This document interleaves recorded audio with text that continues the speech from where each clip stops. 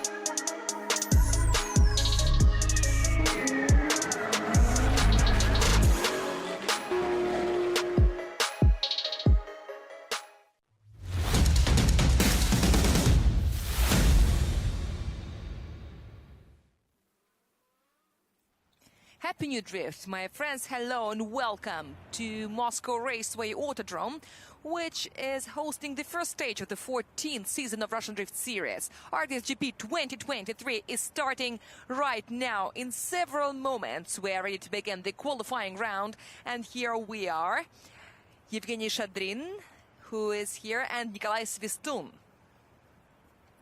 It's a great pleasure to see all of you here. For those who missed our yesterday YouTube video, you can find the link in our official Telegram channel of Russian Drift Series. And yes, this is the way we're going to work this season. The entry list is now on your screens.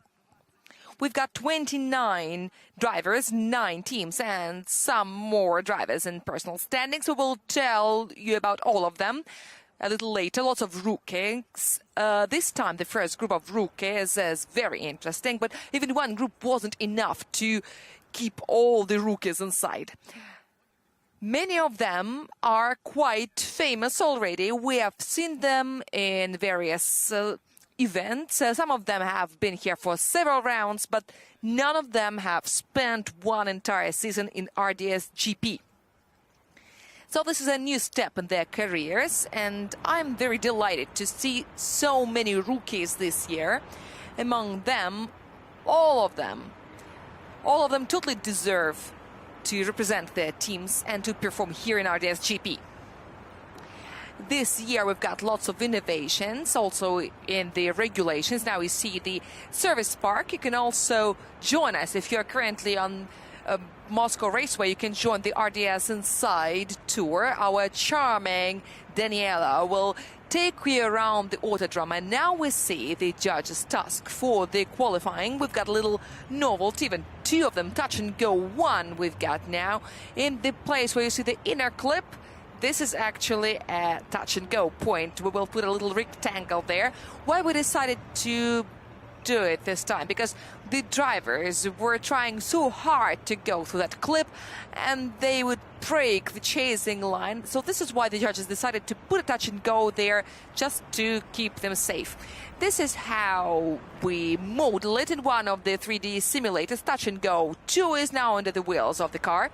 This is the inner clip that I told you about, another touch and go, the last transition, and only now you are allowed to increase your angle towards the finishing line unless it breaks the speed of your movement. The judges that you see up there on the tower will evaluate every run by 3 criteria. And this is Timofey Dmitrievich Dobrovolsky. He took part in RDS Europe last year. This year he's in Takayama Forward Auto. And now let me tell you a little bit why we have these burnout runs. Yesterday all the drivers practiced under the rain on wet asphalt, and it has nothing in common with today's weather. We had some rain in the morning as well, and the rain was moving towards Moscow, and those who came here to Moscow Raceway were surprised to see such nice sunny weather, because Moscow is having a total weather disaster. And the morning warm-up was kind of different. It was semi-dry, semi-wet, kind of spotty asphalt, and this is why some of the drivers couldn't really understand what they have underneath their wheels. This is why we decided to give them a chance to make a little practice and to adjust their tires, adjust their suspension, try the asphalt with their tires, with the tires of their cars. And then when they go out for the qualifying, they can be absolutely ready and informed. Those drivers who go later in the groups have a little advantage because they have more time to work on their cars, to adjust them. And Vladislav Popov and Timofey Dobrovolsky, who will open the qualifying round, don't have such a chance. In the pit lane, where the drivers have to pass through, the drivers can stop for a couple of seconds to play with the pressure, to see what the grip is like. And we can see the best audience in the world. Hello, hello. Give us some noise. Now we can see that you hear us out there in the track. We've got lots of new things to show you this year. We are now in the studio, and you will see us on air this way, and in top 16 and top 8. And tomorrow we'll show you the first episode of the new season of the Tire Battle series, which is dedicated to the events of 2022. And the first episode will tell you about the first stage, which took place here at Moscow Raceway 1 year ago. And as for today, apart for the qualifying top 32, we will do a pre-race show between the events today. We will analyze the qualifying, we will talk to the winners of the qualifying, and we will see the top 32 tandems and even run through the statistic data. It's going to be exciting. Moreover, we've got another innovation that we tried last year, the Sochi final, and it was very successful. So before each stage this year, we issue this magazine. This is limited edition. It is full of useful information. These magazines are available at our RDS shop right here. So please don't miss your opportunity. These magazines are very interesting, full of information. We are going to meet for like 20 minutes pre-race show before top 32, so that you are entertained in the break before the events. And as for those who are watching us online, we've got YouTube, we've got Rds TV. You will see everything, and you will see the recorded pre-race show and the opening ceremony, and then we will start the top 32.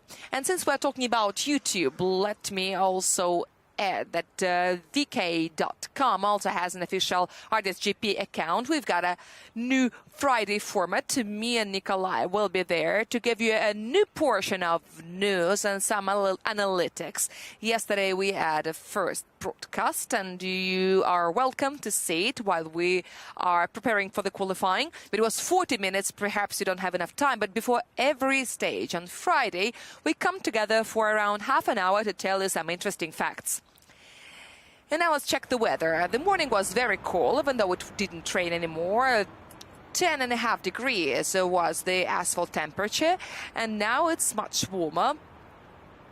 I checked the weather, and now the figures maybe not very impressive. 8.5 degrees air and 16.4 degrees is the temperature of the asphalt, but the sun is coming out, and thankfully we do not expect any more precipitation throughout the weekend, which means that we're going to have some beautiful smoky runs.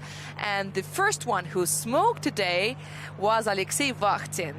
We applauded him from our judges' tower. We were so happy to see the smoke coming from the rear tires, because we are really tired of the fog and splashes. And here comes Yevgeny Spirin. who represents a VS team, and he opens the qualifying round on his SX 116 run-in area. Then the Furidashi, not too fast this time. The Furidashi speed is around 116, 120 kilometers per hour. Zhenya goes very broadly here. According to the task, it is supposed to be quite slow, but he almost straightened his wheels. There he comes outside. Yevgeny Spirin loses it. This is a zero, unfortunately. Yes, so Yevgeny broke his line. He shifted too much inwards, and the inertia just dragged him outside the track. He lost the grip, the physical grip, I mean. And this is an interesting parallel. It looked like that dolphin effect that I told you before. Like the airstream pulled him outside. What do we know about Yevgeny Spirin? He started drifting in 2016. It was a single run, and then he appeared from time to time in Siberian stages. This car was built. The building of this car took around 4 years for him, and as soon as he did that, he started upgrading it because you know, just the new historical era came and he changed the gear. He had a gear set, now he's got another, and also after the active winter period he needed more upgrade. Now he's got 750 horsepower. Before that, Yevgeny Spirin used to drive Toyota Altezza, which was the spare car of Alexei Vakhtin, and he looked very good in it, really. And as for this Nissan 180SX, he cannot really cope it. It takes him some time and effort to get used to this new platform. Before that, he drove the Sylvester 13 of Vladimir Ivanov, so he must be familiar with the chassis. But anyway, the SX is a little bit unfamiliar to him. He's trying to find a language to talk to this car. He's trying to adjust it, and he spent a lot of time working on it, and I see that he is still continuing. This is Timofey Dobrovolsky, who is preparing for his run. This is the new livery of Takayama Forward Auto. Timofey Dobrovolsky was in Rds Europe last season. This is not his first season in drifting competitions. He has been in Sochi Drift Challenge, and sometimes he looked very, very convincing. Moreover, Timofey is a very experienced kart driver. He spent a lot of time in karting, so he has been in auto racing since childhood. And we also saw Georgy Chivchan on warm-up, and he could see that his car feels quite well on this cool track. So let's see the first qualifying run of Timofey Dobrovolsky in Rds Gp. The light goes green, and once again this is a run-in. They're nice and confident, and the smoke is coming from the rear tires. He goes around the no-go zone where the car is not allowed to go. Very carefully he goes around touch and go 1. The exit was a little too narrow. He misses touch and go 2, touch and go 3, and the chance of losing it is very high, but he gets the inner touch and go. The last third transition also 2, and yes, he goes around that no-go zone, thankfully. And as for what he just had under the tire was the previous configuration that we tried in autumn last year. The first run of Timofey Dobrovolsky looked kind of cautious, but let us not blame him for this, because, well, the weather is changing very fast and it's very hard to get used to what is happening. I think that he just lacked some speed to make his car move on the outside line, but he can keep it under control so that the car doesn't run uncontrollably but goes into the inner touch and go, and then he finishes the run successfully. He's got 900 horsepower, 2GZ GTE Nissan Silvia 15, which was built by Forward Auto, and the speed has got higher. I think that the grip is getting better. The Furidashi speed has got higher. It used to be like 125.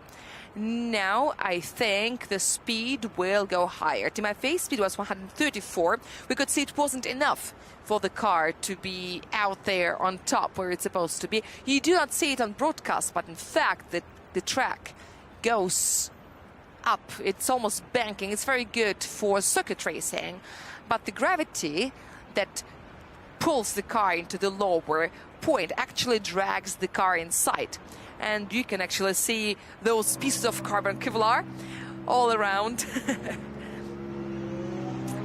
Here you should also pay attention to the transition moment. The first transition, which is in OZ1, because that transition actually determines a lot. The judges said that it has to be very smooth, very neat. If you go too hard, you will get inside too much. So the smooth transition and gas as you accelerate are the musts on this configuration. As you're going downhill, it makes it a very interesting experience. And once again, we can see Timofey Dobrovolsky.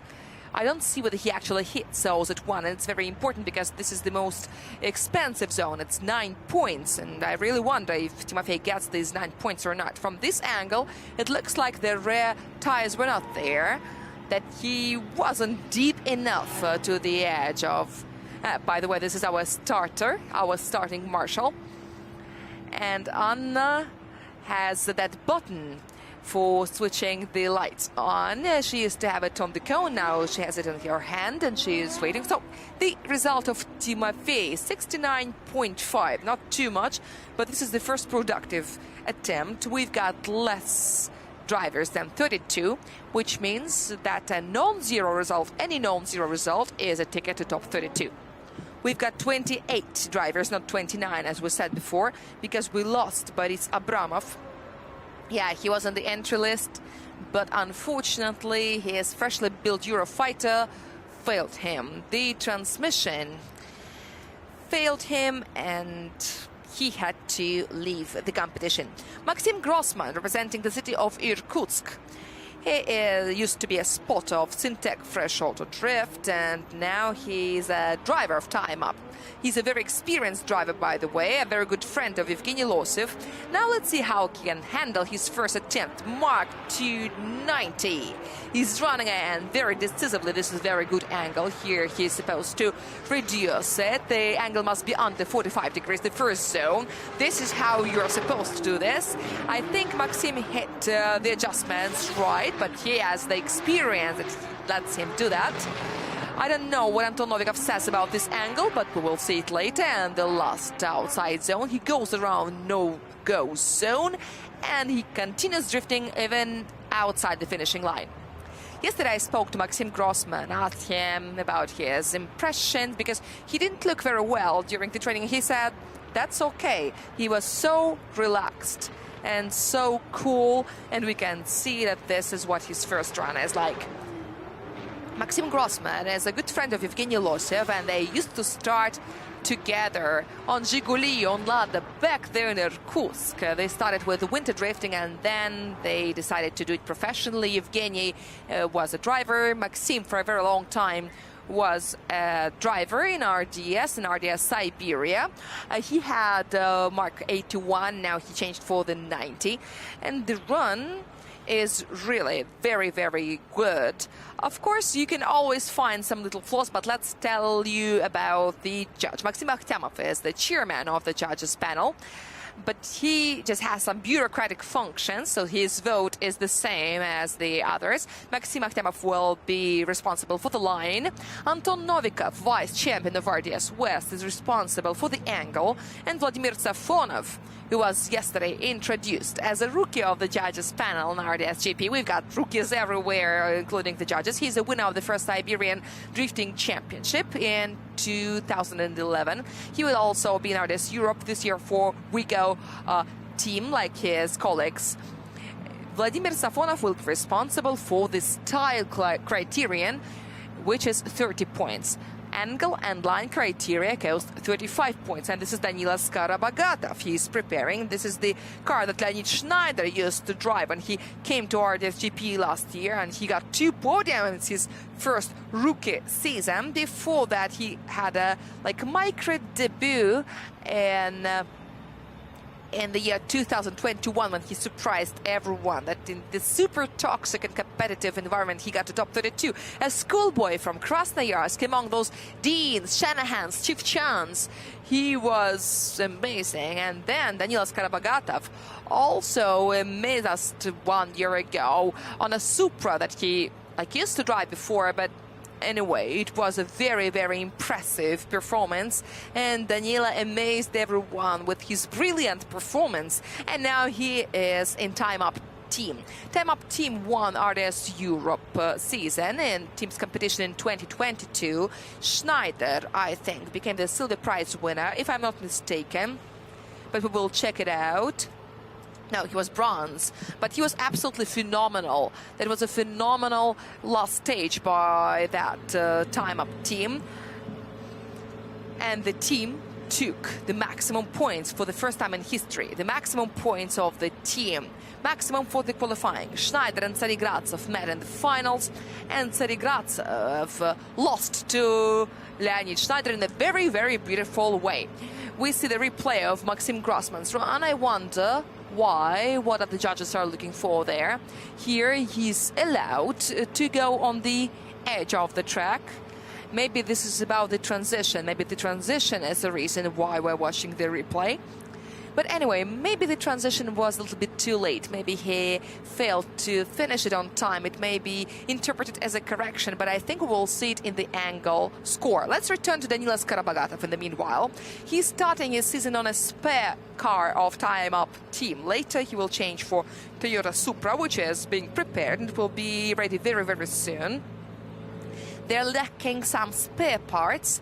Oh, and this is the score of Maxim Grossman. This is 89.5. That is very, very decent. This is not a 90 plus, but this is a very good first run. In the first run, the main goal is just not to get a zero. All those beauties, all those battles for the top positions usually happen later because your first run has to be productive. Now let's see what Danilas Karabagatov can show us. His morning warm-up didn't look very impressive, but I'm sure that he has something to show us. He is ready to dare everyone on this track, and this is the first 120 meters. They're out, and this is the 40 dashi. He goes and goes and goes and goes around the white line that marks the no-go zone for the qualifying round, and for the leaders he takes also to one.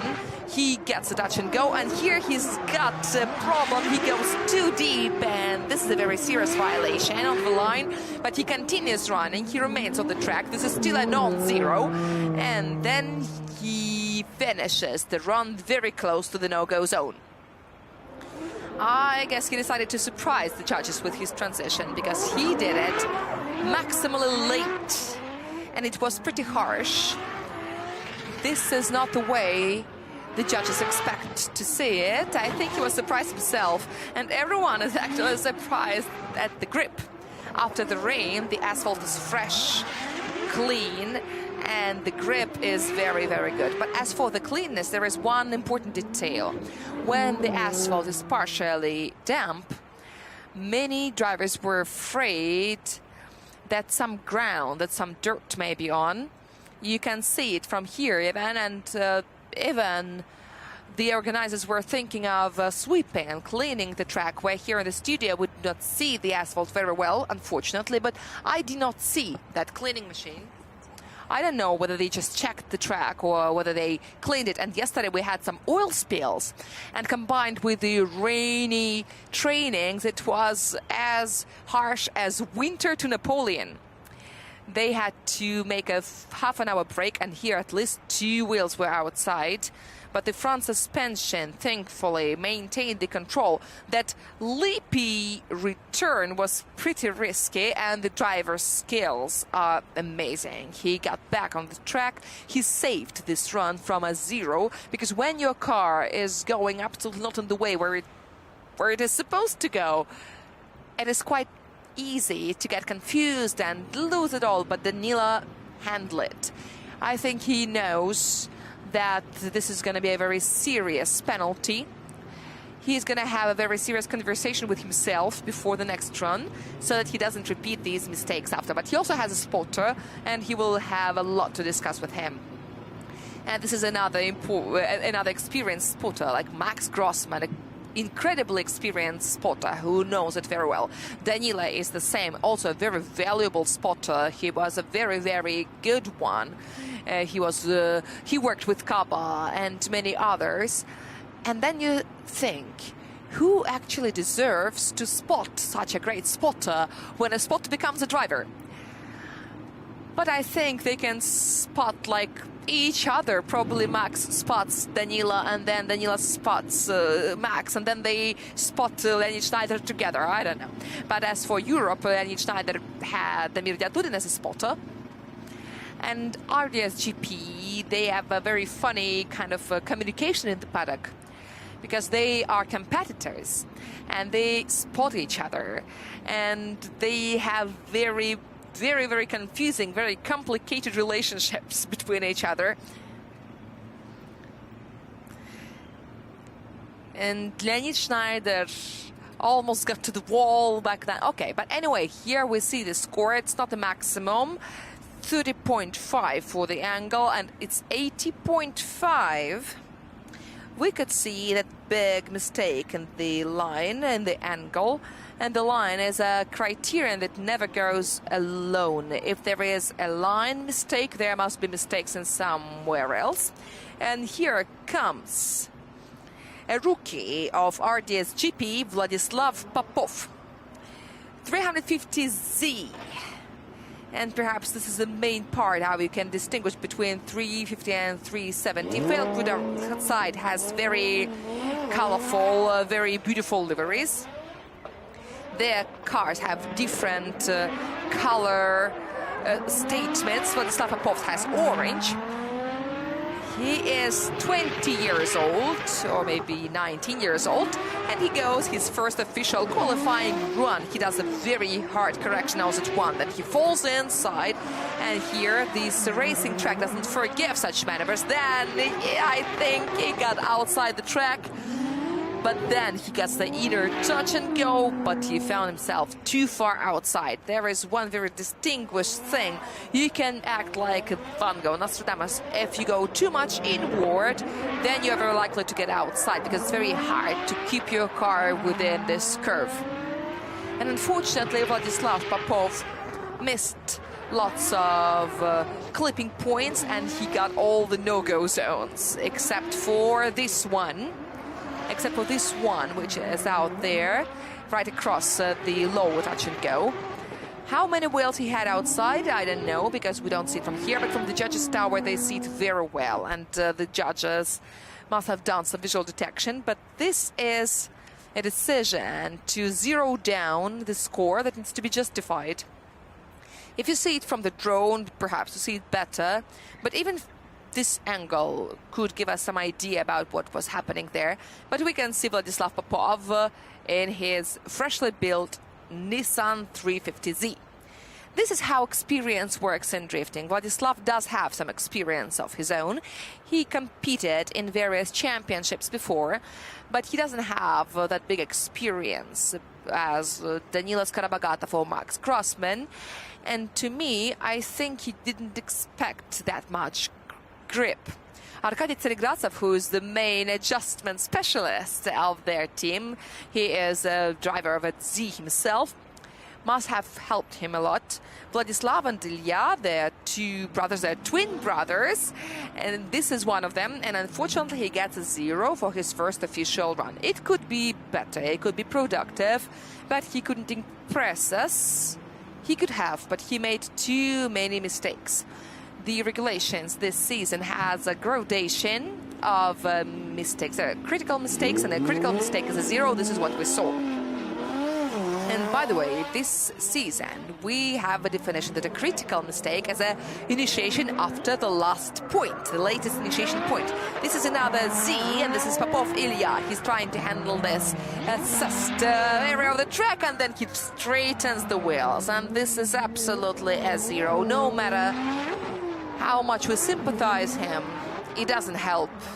And yesterday's training wasn't very useful because the weather conditions were very different, and I didn't see a single good run of Popov brothers. Of course, I didn't see the entire training, but I could tell that they're having very hard time here. But every time I come to Moscow Raceway and this bad weather, I remember what Busigin said in 2007, and he said, if I started my career from this track, I would probably give up immediately. So let's pay a tribute of respect to the rookies of the season. They are trying very hard.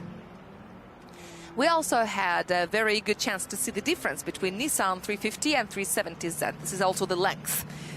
350 is longer than the 370. The base is different or the same. We will have to look it up later because these are different generations of the cars.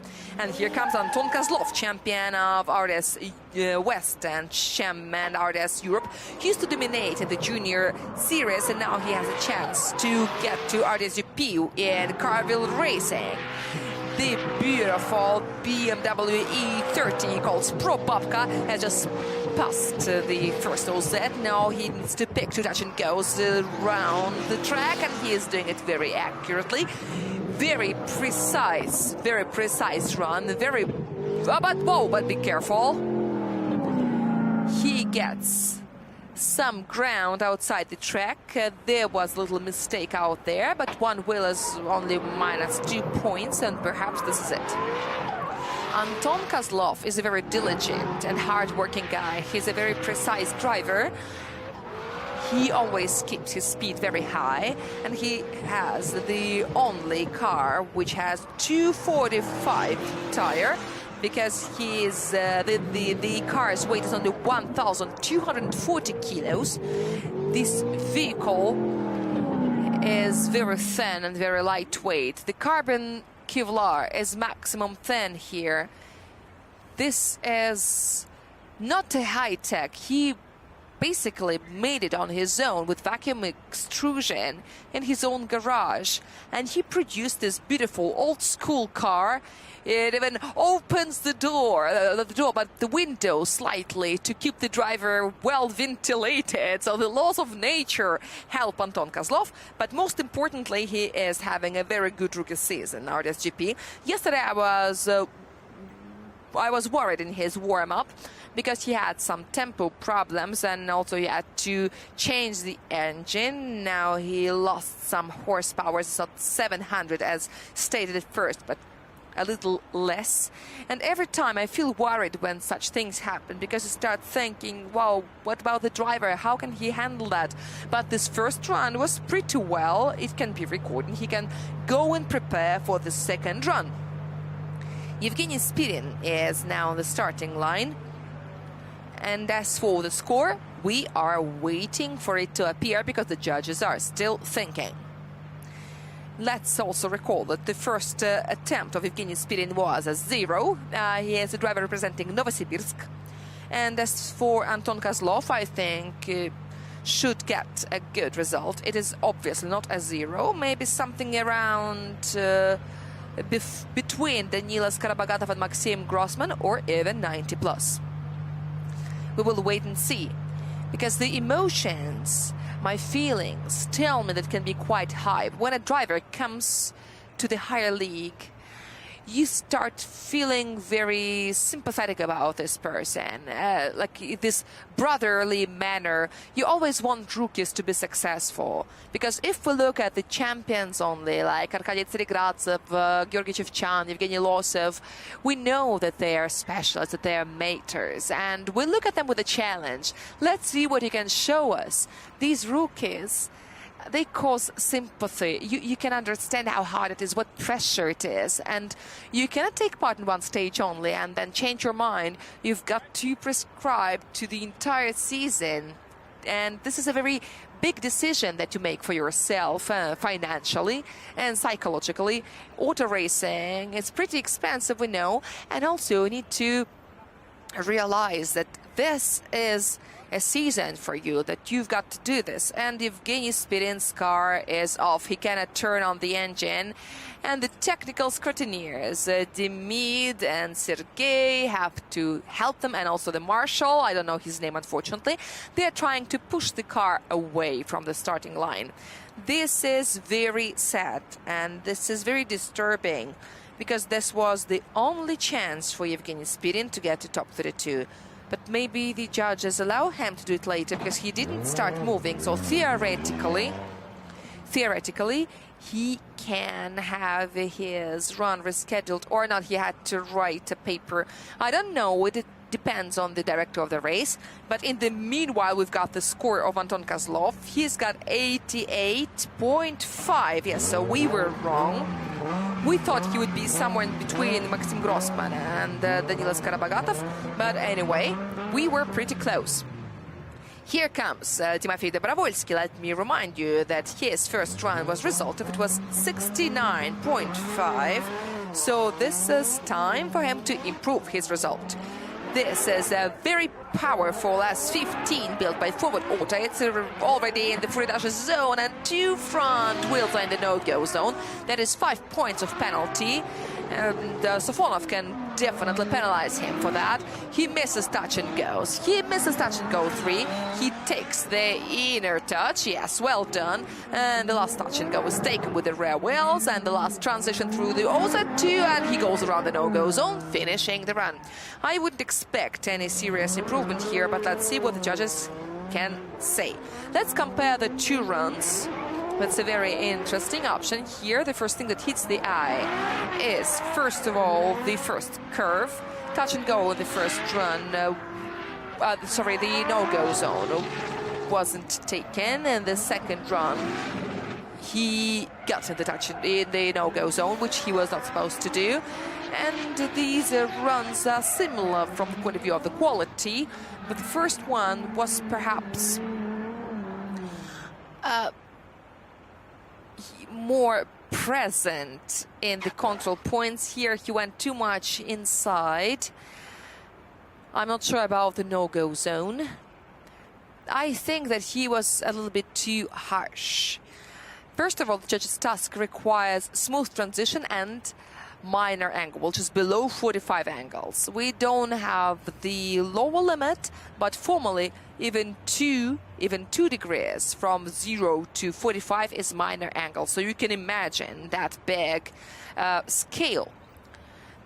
45 is half of 90, and this is what the regulations say. Here, what really matters, the minor angle is required for a reason, because it enables you to get more speed, and the big, deep angles slow you down. To get the high score in the qualifying, it is very necessary, but also such a speed creates good chaseable run for your future partner. It looks pretty well from the cockpit. I can see that Timofey Dobrovolsky is not panicking. He is very relaxed, and this is not his first time, definitely. For a beginning, Moscow Raceway is a big challenge. Here comes Maxim Grossman. He is showing us a like, as we asked him during the briefing, and he said it was a like. 2G is a GDE Mark II. Let's see what Maxim Grossman can show us. Okay, so let's get back to Timofey Dobrovolsky. His angle was 48 degrees, and he corrected it. That corrections are included in the angle criterion. As for fluidity, the fluidity is about the furidashi that the judges promised to be very careful about, and the quality of the transitions. If the judge's task says the transition must be smooth, it has to be smooth. You don't have to demonstrate your aggression and fly in there, especially in OZ2, because there you can jump too harshly in zone 2, but this is gonna be too slow. This is not what the judges expect. And yes, you can see how much score was lost in the style. There's no improvement. So this is the first no-go zone that add to the 5 points from the total score of Timofey Dobrovolsky. As far as the transitions are concerned, I spoke to the mechanics of Nikita Shikov. They improved some things in his front suspension for the car to be better controllable, so that you reduce the cluster and your car gets less aggressive and you can make those smooth transitions. Here comes Maxim Grossman on board Toyota Mark II. He's a leader of the qualifying this far, and he almost got 90 points. He has a chance to do it now. He went very broadly through touch and go 1. That is very good, and I think that this is going to be an advantage. He hardly touches the touch and go 2, and then he had to use the handbrake. Oh, what an angle, but thankfully he gets handle in it and he goes on the broadest line ever. This is exactly the case. When you have a good productive run, you can risk it. This is what we're observing right now. Let's compare the 2 runs. The initiation was broader, and here he was right on the edge. He almost touched the green part of the track. He could have lost a lot of speed if he did, but he didn't. You could see that the outside of the track was like not as good as in the first run. I think the penalty will be there for one wheel outside the track. He lost it and he had to add more angle before the inner touch and go. Let me remind you that this is not a clip anymore, this is touch and go, because the regulations say that the clip is assessed by grades. The deeper you go, the more points you get, and 9 is the maximum. He knows that 1, for example, it's not for hitting it. You've got to hit it on the right moment and leave it on the right moment, and you've got to slide along the second strip in the middle or even deeper. A touch and go is different.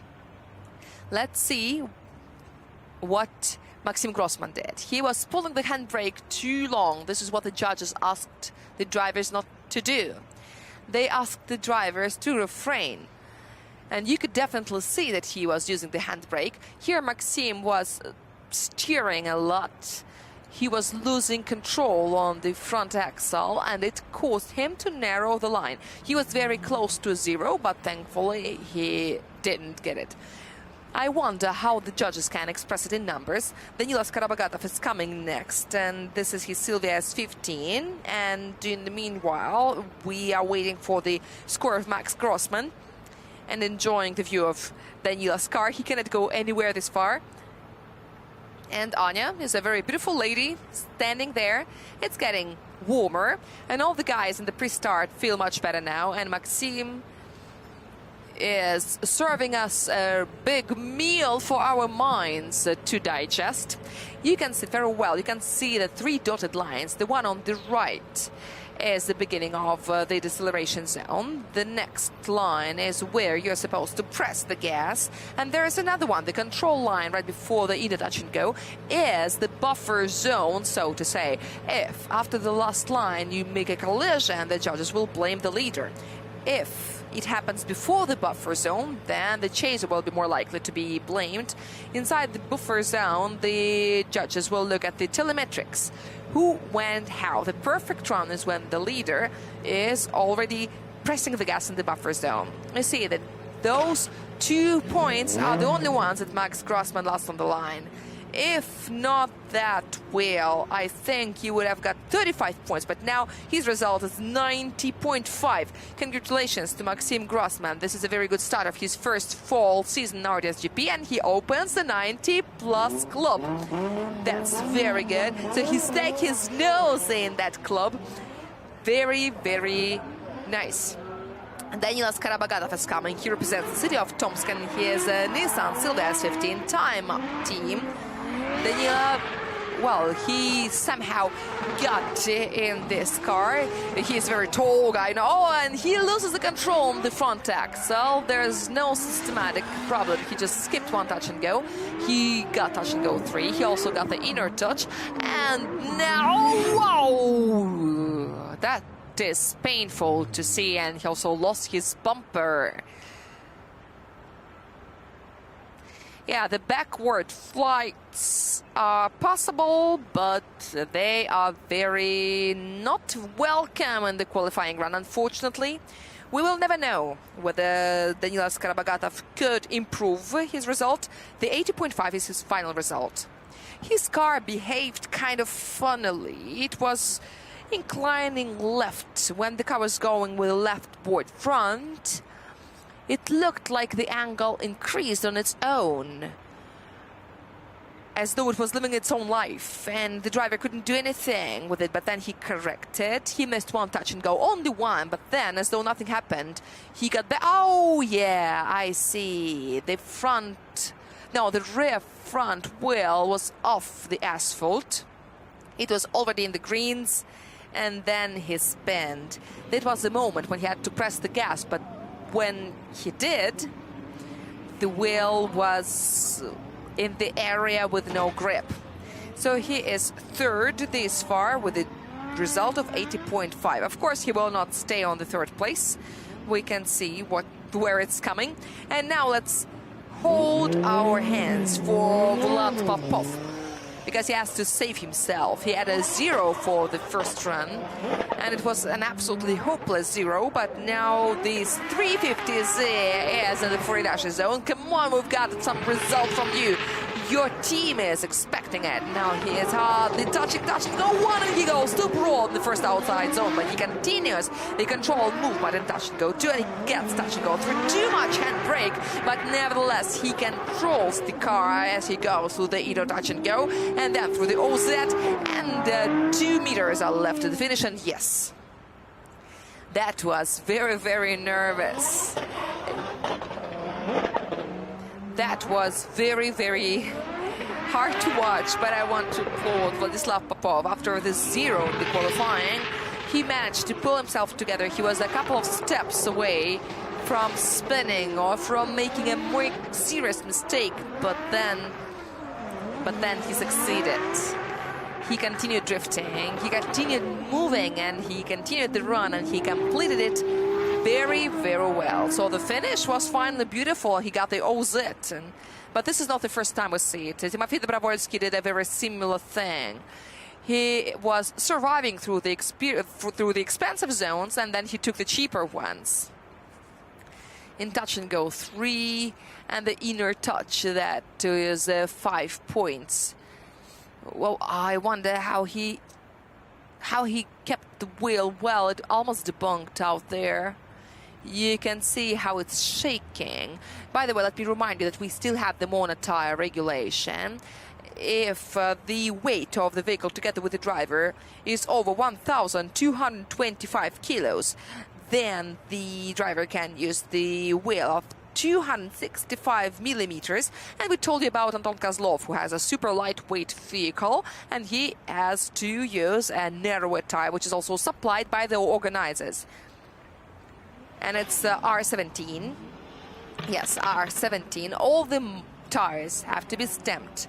This is a very high-tech process. There is a laser printer that puts a stamp on the tire, then it's painted over so that everyone sees the mark very well, so that the control before the start takes minimum tire. There are 3 stamps on every wheel. Those drivers who have any tires left from the previous seasons, they can use it, but they need to get them re-stamped, and that is quite a lot of work.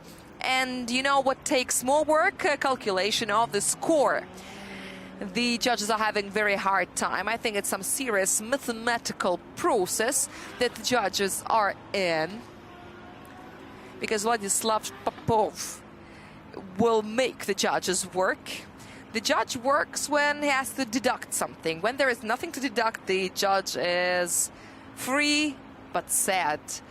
Or maybe not. I don't know. Is the judge sad or happy when he has nothing to do?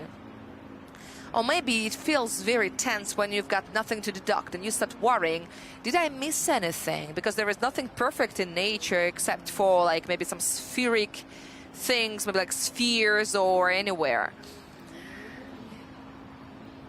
But there are some moments for the judges can just enjoy beautiful runs without deducting anything.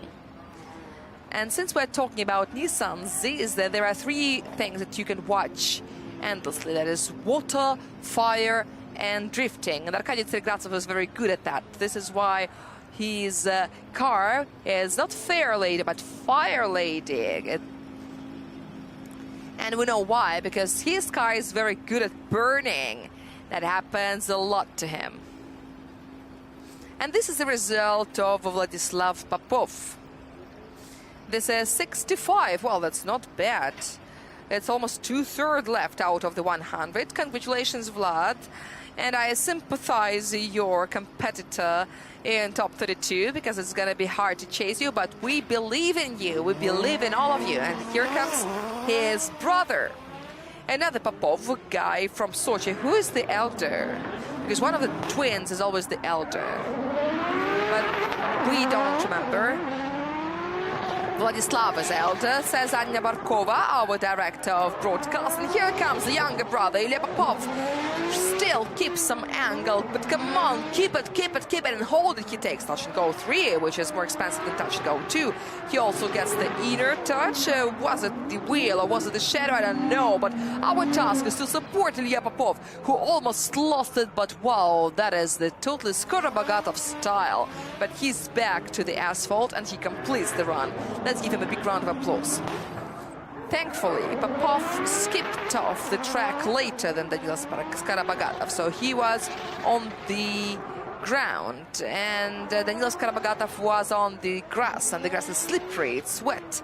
And that is the moment that I told you. The small angle is from 1 to 45, and this is something that can save Ilya Popov in this situation. This is how 1 degree angle looks, but we've got a drift dynamics system that can tell us everything. It wasn't a 0. The minimum angle that was there was 6.9 degrees, like 7 degrees. And 7 degrees is, well, 7 is more than 0. But this is the saving straw that helped. That gray area in the rules can sometimes save drivers. When I'm speaking about such a big thing as a car, 7 degrees are very slightly different from a 0, but the rules are the rules and we've got to follow them. And the rules of judgment say that if the judge thinks that more than half a point needs to be deducted, he can take a 0. You cannot deduct, you cannot all right, so anyway, we've got a 17.5 points that you can put instead of 30 if this is a non-zero run. So you can imagine that this is going to be maybe below 50 points if there are no more other penalties. So there are 50 points that you can get for a very bad run without critical mistakes that zero yourself down, without getting outside the track. So if you've got only 1 or 2 wheels outside, that's still okay. But if the 4 wheels outside, then unfortunately, this is a 0. We're waiting for Yevgeny Spirin because he got some time until the end of his group's performance. He can get back on track. I hope he can make his productive run. But this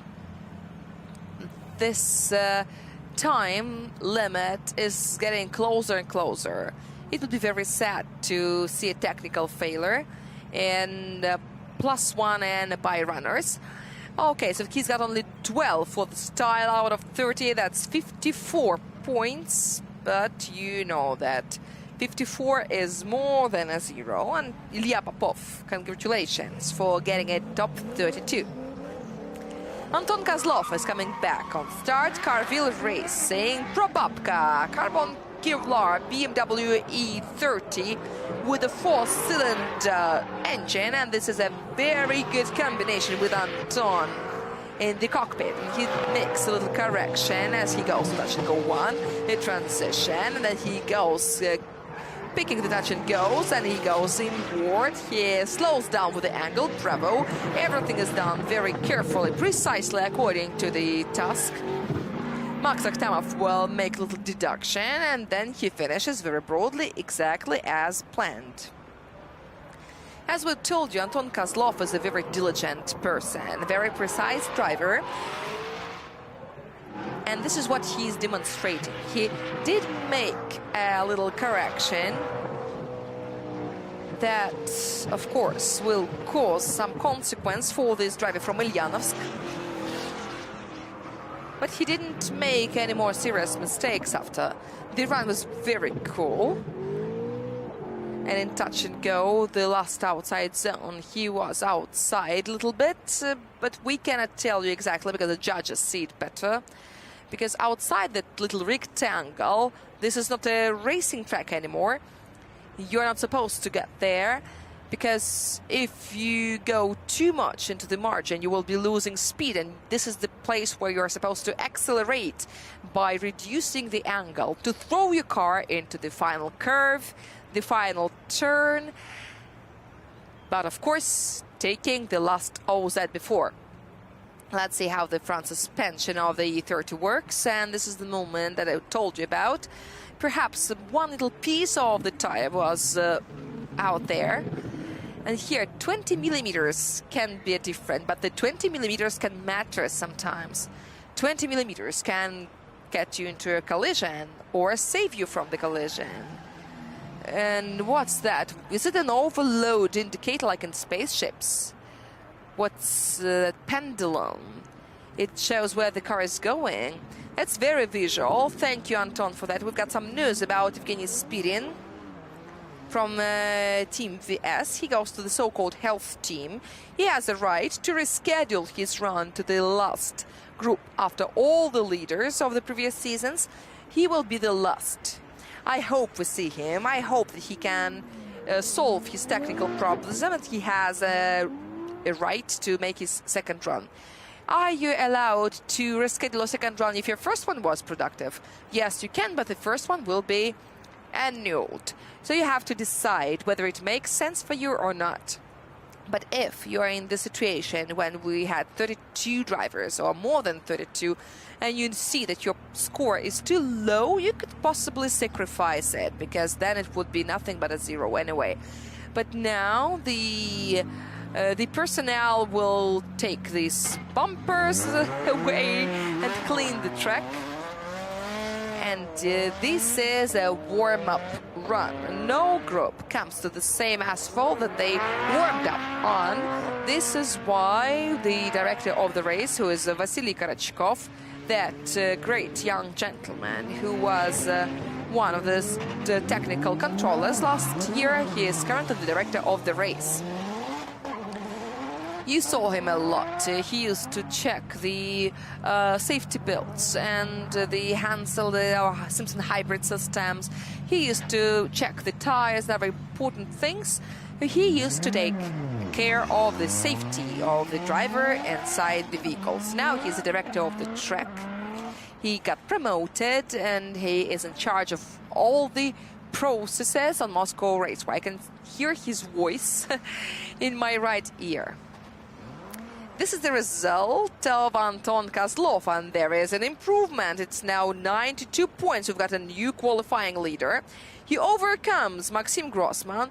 These are two rookies, but Anton Kozlov is really 100% rookie because he hasn't had a single full season Rds Gp, and his first run, in his first attempt on a brand new car, he only drove in Rds Europe and tested it in winter, he gets a very good result.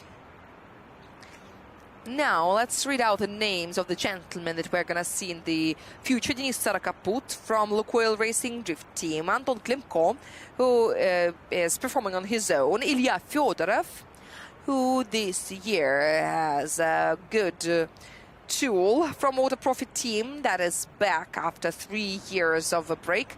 Yes, from the years 2016 and 18 they competed, and then they skipped 4 seasons. Stepan Azarov was just having fun in personal standings without all those teams hassle, but then he decided that Auto Profi brand that he created still deserves to be represented here in Rds Gp, not only as a livery color but also as a team and as a brand,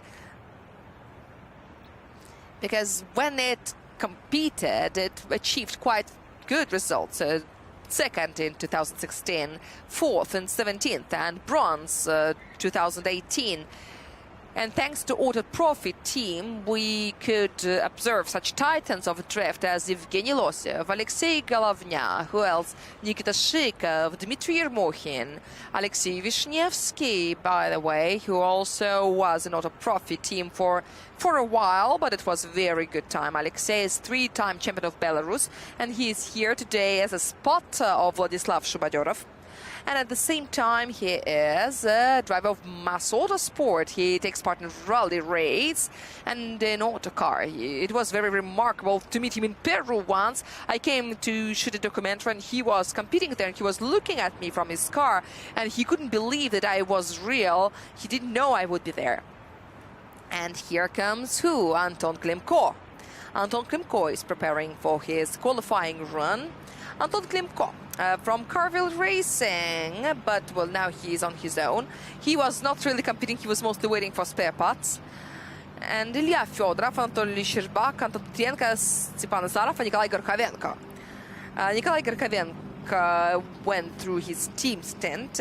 He will have to change the tires, the rear tires, before he starts.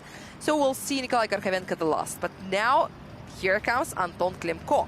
And his first qualifying attempt on Eurofighter F22. The heart of the car was transplanted. Now he's got 2JZ, too tired of waiting for the American engine. So come on, to the hell with this, America, said Anton Klimko, and he took a 2JZ. He hardly reaches touch and go 1 in the first outside zone, and then touch and go 2, touch and go 3, and yes, this is also very good, and he has to decelerate at the right moment, which he does. Then he picks the inner touch and the last outside zone, and yeah, he had 1 left wheel outside, but he was sliding right along the edge of the track. If not a correction after the initiation that's going to be penalized, I think it would have been a very good run.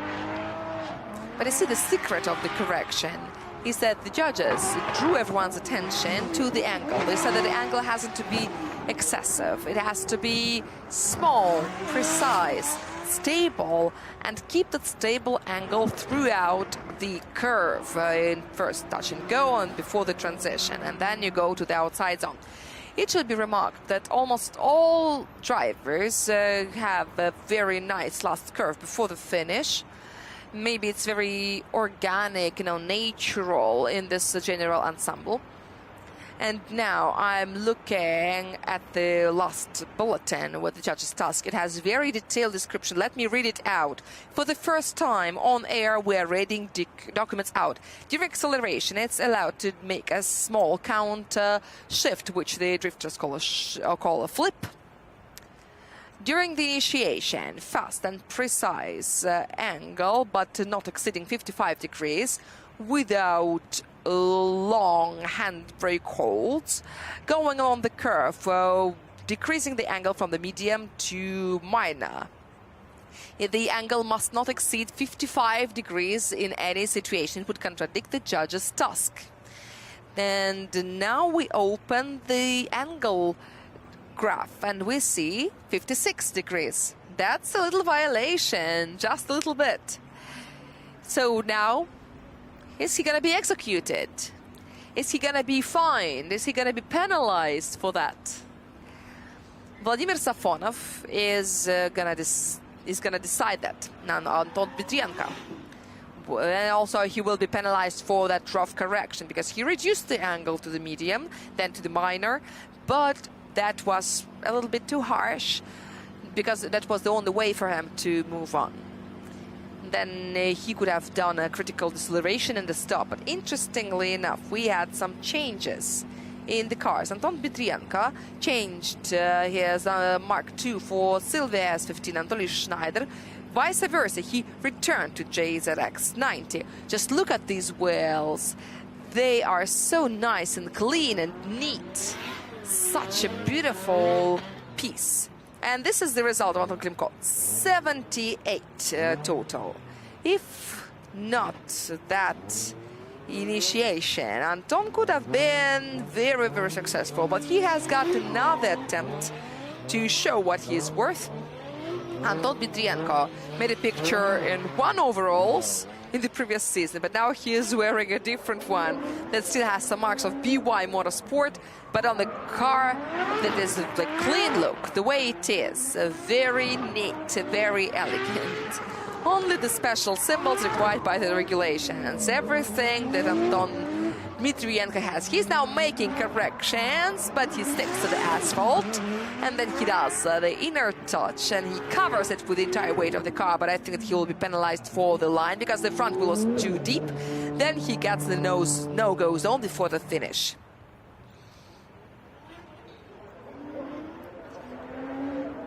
Perhaps we put jigs on him, on Anton Petrenko, because we said that everyone makes a beautiful curve before the finish and he didn't. Maybe it's our fault. But I should remark that this car was built by Forward Auto team, by a Forward Auto company to be more precise. They're already very experienced in making these Nissan Silvias with 2JZs, and it looks like Anton Bitrienko feels very comfortable on board that car, except for that moment. And the engine configurations are a little bit different. It's different from what they make for their teams, because he's got 850 horsepower. And yesterday we spoke with Alexander Smirnov, the director of Forward Auto, who said that they are not like lying, they're only rounding the numbers, not to give us like 0.5s. And if it's 900, then it's around 900. We will see Georgy Chivchan in the last group before the health group, and you will see his 900 HP Nissan Silvia. Anton was very close to going to the grounds to dig for worms, but he stayed on the asphalt. We want to thank him for that. He was going along the very, very edge, sliding with his rear wheel, but there is something in that. There is some beauty in that. Try to recall the initiation of the qualifying run of Evgeny Losov in St. Petersburg, when he drew the entire curve and his run, and I think that this was one of the elements that brought him to 100 points. We had 100 points during the season. That was very impressive. And that was beautiful. We'll also see Damir later. I am sure that he has something in stock for us. And now we're waiting for the results of Anton Bitrienko, looking at Stepan Azarov, who is back to Auto Profit team. You can see the brand on his helmet. The livery hasn't changed since the last year, maybe in some little elements. And wow, Anatoly Sherbak is having a problem.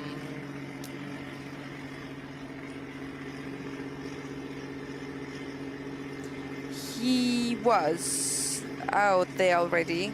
Just look at this beautiful anti-rain isolation from yesterday. We asked him whether it was leaking. He said no, but he just kept it there in case. Okay, looks like we are going to have another driver in the health group, since we have it already. And now, so what is happening? He was running and running and running, and it's very smoky. Extremely smoky. And then he's lost in that fog. Was it smoke from the tires or from under the bonnet? There is a firewall. It's not supposed to burn. I remember a funny story about Ilya Fedorov when he just came to Rds Gp.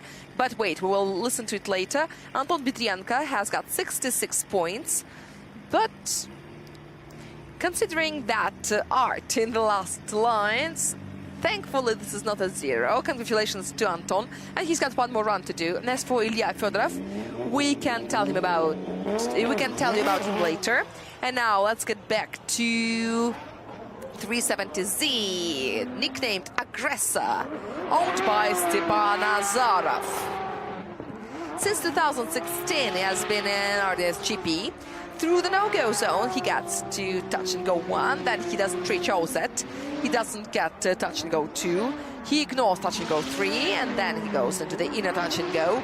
He gets it with the right front wheel, and he goes too broadly, makes a transition to the last OZ, and wow! And he gets a red tire outside the white line, which is also gonna be penalized.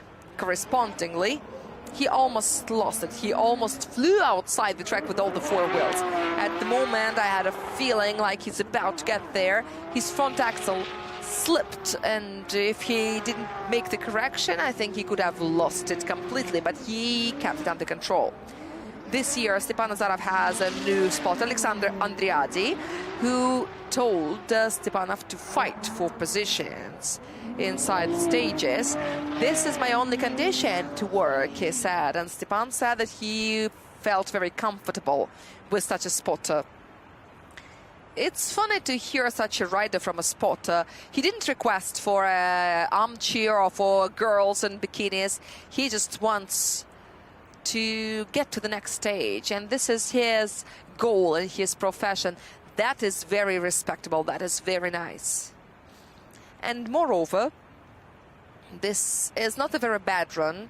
It wasn't very precise in some places as far as the line is concerned, but you could feel that Stepan feels pretty comfortable. He feels very confident.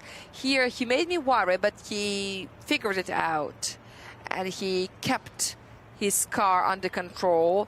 He survived and he has another run to do to make it cleaner. Not a self-safe session, but something better.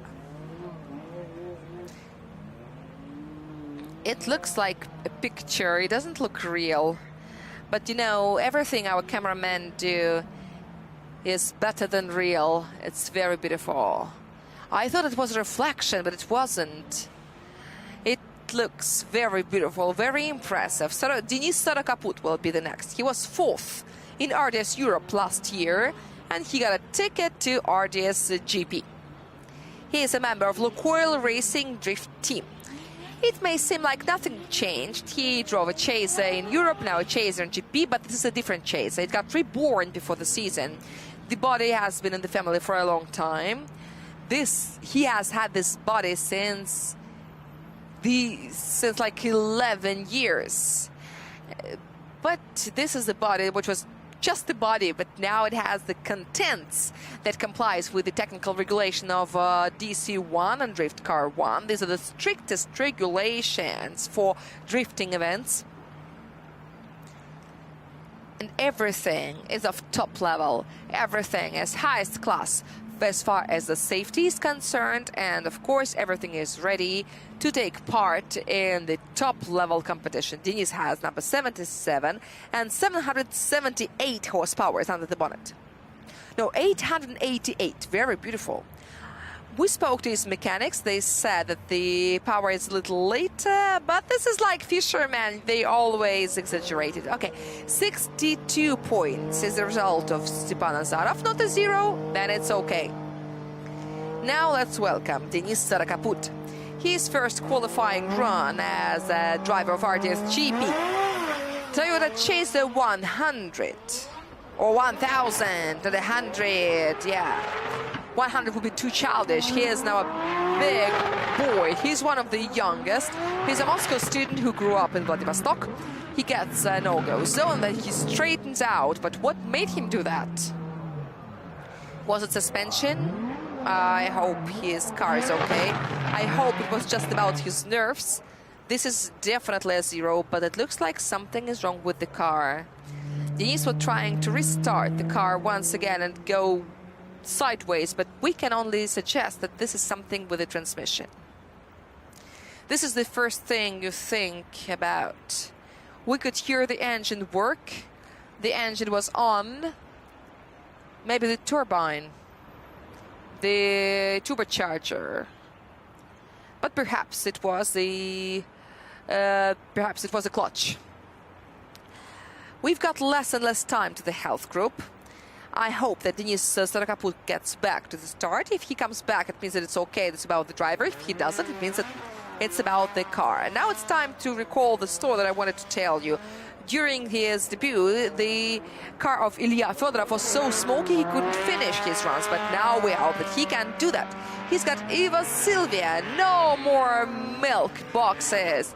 4G63 by Lance Revolution, and Ilya Fedorov, armed with such a vehicle, can finally show us what he's worth. He's been in Rds Gp for a long while, and he's been picking the line clips one after another. Last clipping zone left, and now let's get to the analysis mode and see what he just did. Ilya told us that he is not very comfortable with Weissfab. He needs to get used to it. Weissfab cars goes in deep angles. It tends to get big angles, and it's not very easy to control. As far as the line is concerned, it was brilliant. He was keeping far from no-go zones. He picked very precisely the outside zones. As for the second touch and goes, he had to use the handbrake on the way. But at least he didn't lose it. He might have missed the touch and goes 2 and 3. -2 for line for losing one wheel outside, but this is the first run only. Nothing bad just happened. Yesterday, Ilya complained for the wet asphalt. He said that it was very hard to control the capacity of the engine. It's either on or off, and he cannot adjust it. And there is some power deficit because he's got only 700 horsepower. And he says just 700. We remember what he used to do. And for Weissfab and for a Weissfab vehicle, 4G63 is too little. 2JZ would have been better. But anyway, no more milk boxes. You cannot get more in a milk box. You always have to look for that balance between the performance and endurance, between stability and strength of the entire structure. Because on one hand, what is drift about? 25 seconds, full gas, full throttle.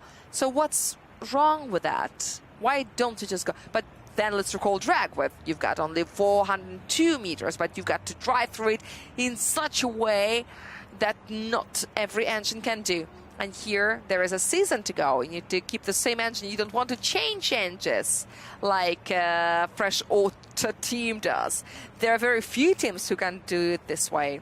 Forward Auto used to love changing engines. They would carry engines all around, ship them by planes, and finally when they decided to make it 2JZ cars, they were very happy. Here comes Nikolai Gorkovenko. He comes on the starting line. Another car that used to have a V8, but now it's 2JZ. This is also a BMW Eurofighter F22, also has 2JZ engine, but only 3 weeks ago, like 4 or 5 weeks ago, it still had an LT5 engine. Just take a look at this switch. It's very easy for the driver to reach when he's leaving the car. If the driver forgets to do it or he cannot do it for any reason, then the marshal can reach it. There is that E mark, means that this is the wait switch. I don't remember anyone else have it in such a good access right on the door, but I think it's okay there. It's easy to get. And there's another one thing under the windshield. He's got another switch. It is required to be there by the regulations. It looks like all the source of the technical problems was found out. Nikolai had a very heavy engine, LT5. It also breaks the weight balance.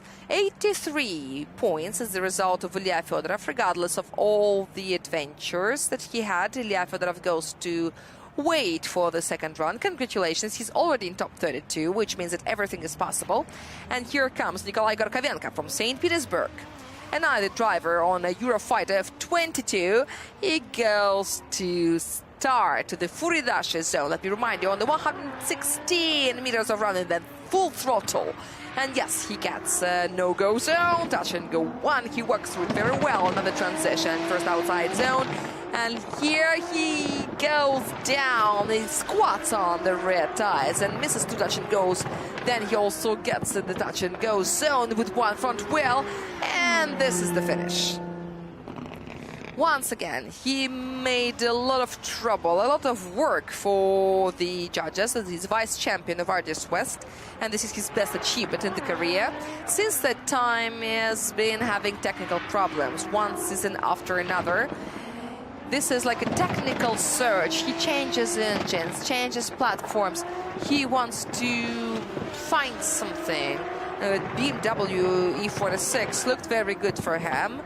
It was an absolutely crazy beast in the hands of Nikolai Gorkovenko when he won 2 stages in RDS West and RDS South. But just like it happens in football, you have a good lineup in the junior league and you have to go further. Everyone understands that this is not enough for the next league level. The same happened with his BMW E46. It was not a very strong structure. You could tell that there is nothing to do with this vehicle in the top league. And yet to build another one, principally different, and we had this BMW F22 with LT5. Charles Sang was trying to make friends with that engine, but that engine turned out to be kind of, you know, out of balance. That huge compressor, which is like 3 stories high, it is too heavy, and moreover it has that little rocky thing. It rocks all around, and it's also protruding up which makes the front suspension work not as well as it could, because these powerful apparatus is also moving inside the vehicle. So there are lots of things that were hard to predict in the initial stage when the decision about the engine and the chassis was made. But here comes the second run of Anton Klimko, but there's someone we didn't see. It was Anatoly Sherbak, who is probably going to the health group. I hope he makes it. But still, we need to mention that Anatoly Sherbak once said that he has too much smoke in the car, but maybe this indicates something. 65.5 is the result of Nikolai Karkavenko. It's not a 0, not a good one, but at least it's acceptable. In our current reality, we would say that it's a good result, and then you can add whatever during the second run. Anton Klimko, another driver from St. Petersburg, is doing his second run. This is group number 2. And so let's go, run in. And what was happening? No-go zone. He goes around very well. He went in the right place, and then he misses. Touch and go 1. There's no improvement. Then he hardly makes it on the handbrake. Perhaps some corrections were made in the in these adjustments, but the car is definitely not going where the driver wants it to go. So this is not working very well. In the first run, everything was ruined by the initiation. In the second run, the initiation was brilliant. Good, medium angle, then it went down, but drifting is also about the tempo. It's about the pace, just like in dancing, and Anton Klimko didn't get the right pace. The right transition is hard to make. His angle was okay, the acceleration was okay, but he make it a little later, and you would be exactly where the judges want you. You make it earlier, then you don't. And that downhill run confuses the drivers, and they think that if they make the transition later, they will get beyond that line. But that is the moment that you need to guess. This is what makes it so difficult. The pace, the moment. This is the difficulty and the challenge of Moscow Raceway. This is why these zones are in the middle of the track, and they are the most expensive ones. The car there has to move on its own, like it should go.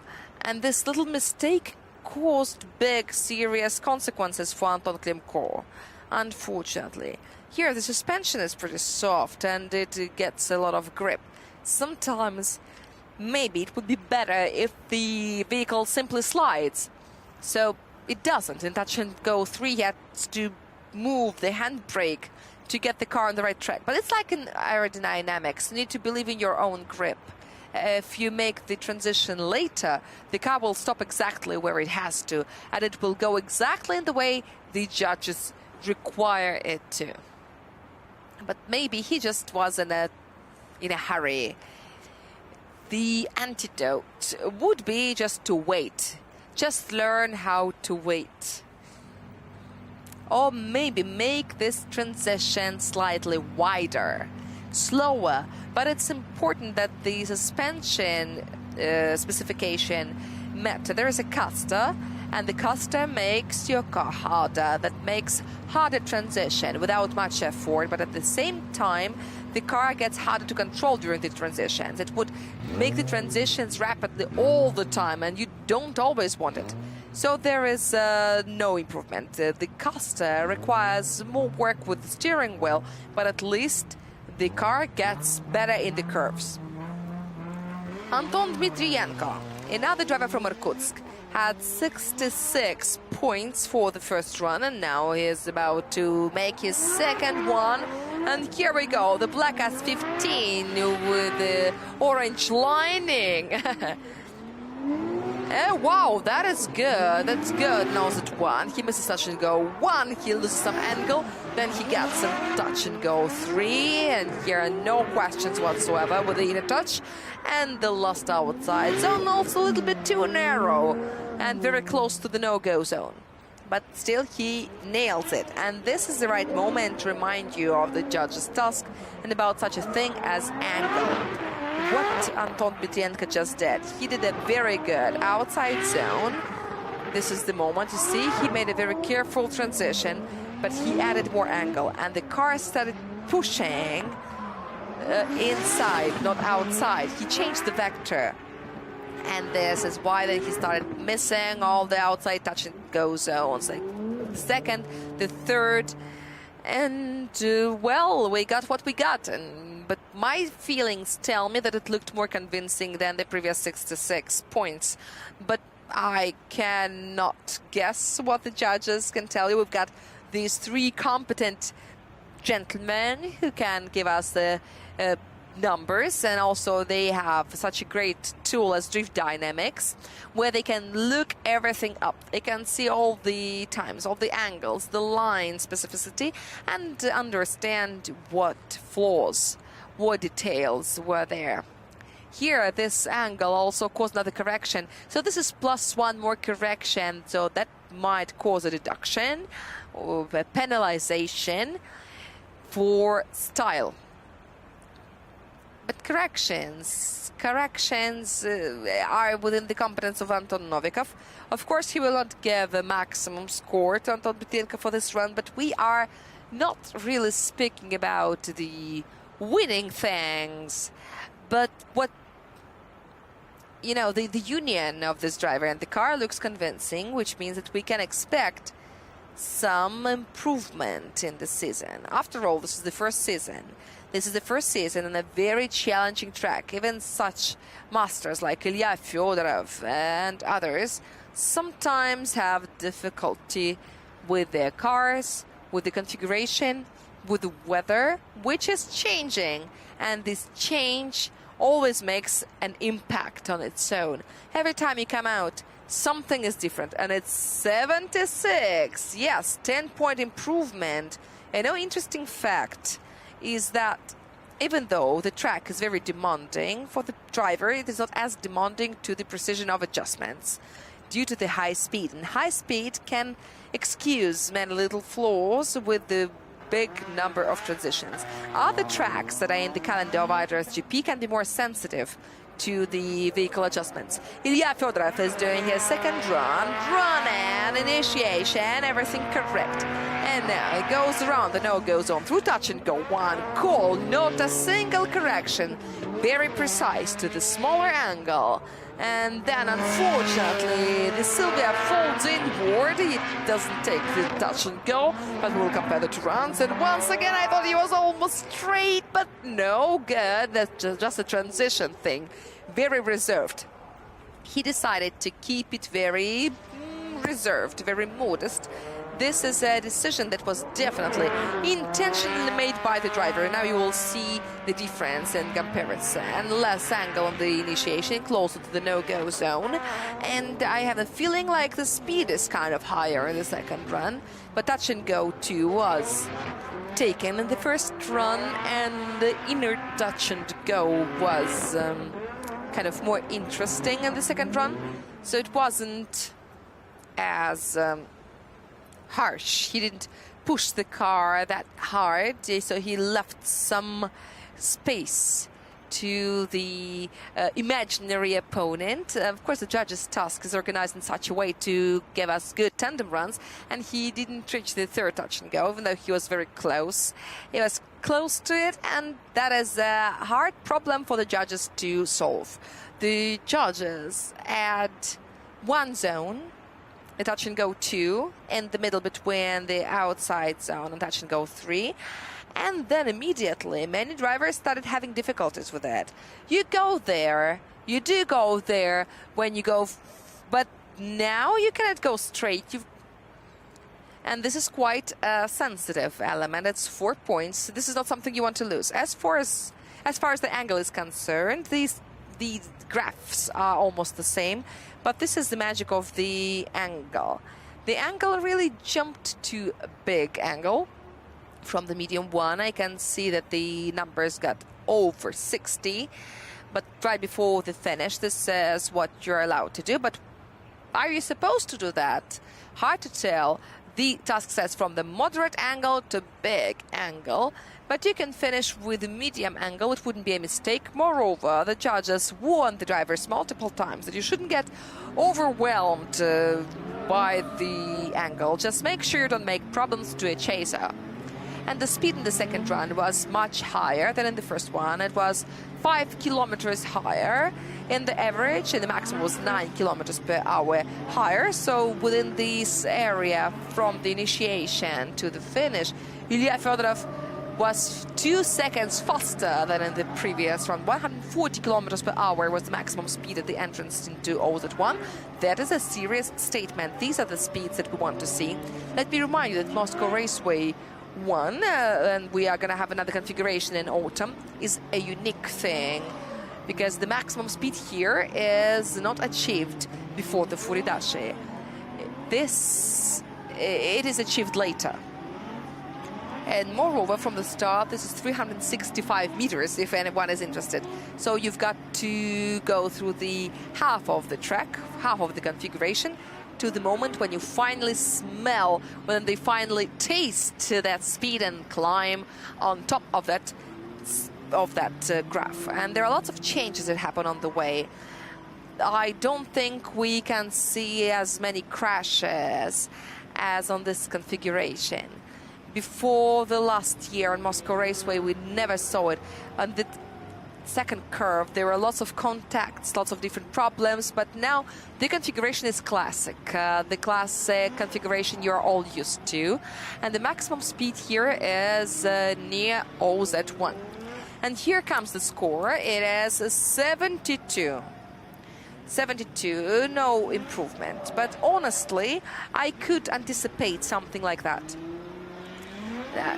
This was not the best attempt, but the main thing, the main lesson that we learn is that Ilya Fedorov could significantly add speed without losing angle. So there is some margin, and Ilya will gradually discover new potential in his car and adapt his, so everything will be great. Now Stepan Azarov, another driver of Order Profi team, and whoa, and he loses his front axle, and this looks like a 0, yeah. And then it is just a practice. A nice practice, but it is not gonna cost him anything. If anyone doubted until that moment, now no more doubt left. This is a big pity, but now we remember such things as balance, the balance of your car. And here you can see that the car is not able to turn very well. It's not very agile. I spoke to Arkady Tseregratsov. He said that when you're seeking grip on the rear axle, you start losing speed and losing grip on the front axle. And this is where you've got not to overdo it, because it can cause a lot of trouble. Here comes Nikolai Gorkovenko and Carville Racing Team. The second and last attempt in the qualifying for this driver from St. Petersburg. 65.5 points was his previous result, which reserves him a place in top 32. But now it's time for for something higher. A very broad line, a very wide touch and go 1. Unfortunately narrows it down here. Touch and go 2, touch and go 3. Missed, inner touch, yes. Check. Here he goes too wide, touch and go 4, and yeah, quite well, and also 2. I hope that here Maxim Akhtemov doesn't have any complaints, because Maxim Akhtemov is this year responsible for the line. Maximum 35 he can get. Now let's compare the two runs. 65.5 was his result for the first run. In the second run, the information is not available yet because the judges haven't entered their decisions into the system, but now it looks like this is approximately the same. Better in some points, worse in others, more stable in some places, less stable in others. So more or less equal. I think Nikolai is still continuing to get familiar with this BMW F22, because that technical problem that he has got, it holds him back. While you're trying to figure out the technical things, the car is out of condition, and you are testing it instead of training on it. You're looking for optimum adjustments, and it's not helping at all. You cannot you cannot see eye to eye with that car, and we know that Nikolai Gorkovenko is capable of doing amazing things. We could see it in Rds West. This is the way it was called 2020. Now it's Rds Europe, and as well as other less, other junior series compared to Rds Gp. So Nikolai can do it. I'm sure that he's going to have the capacity to do more tests. And we want to tell that even graph-wise, the two runs were very similar. Now we make...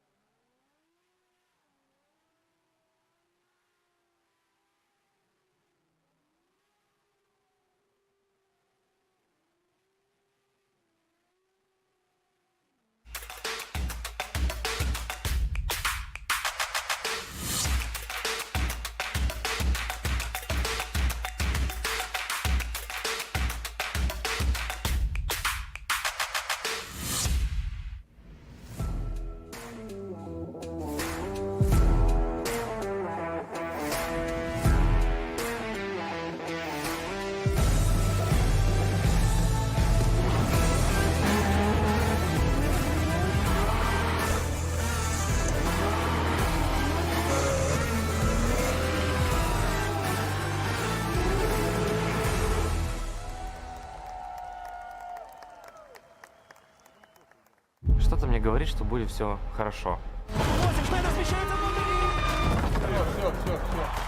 Дамира тоже клейма Клоунада, игра в автоспорт это называется. Посмотрите, какая траектория! Леня лося подстрелил, твоя задача добить. Не теряет угол Сильвия и вовсе вылетает в страшно. Честно говоря, это порядком поднадоело уже. Самое сложное — это не попасть на вершину. Самое сложное — это остаться на вершине.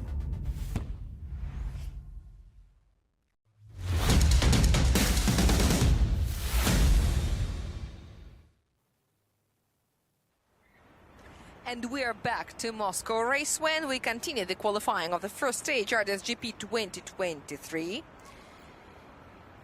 We are still waiting for the score, and now the waiting is over. Nikolai Gorkovenko gets 81 for his second run. This is not a 90 plus that we've been dreaming about, but it is still much better. I checked the speed. Now the speed is growing, 126 at the Furidashi, but we know that this is not the peak. And now Anton Klimko is the leader of this chart, but this was not the best run as far as the initiation was concerned. So he got the speed, but he kind of didn't know what to do next with it. Now let's check the intermediate result of the qualifying after the two groups. In the second group, Anatoly Sherbak and Denis Sarakaput are definitely going to the half group. Denis Sarakaput has 1-0 attempt. Anatoly Sherbak couldn't even make it to the track. That is the 0 of Denis, but this is not the end. He can still change it. At least we believe that he can, we hope. And now we've got representative of Syntec Fresh Marketplace from Dubai, UAE.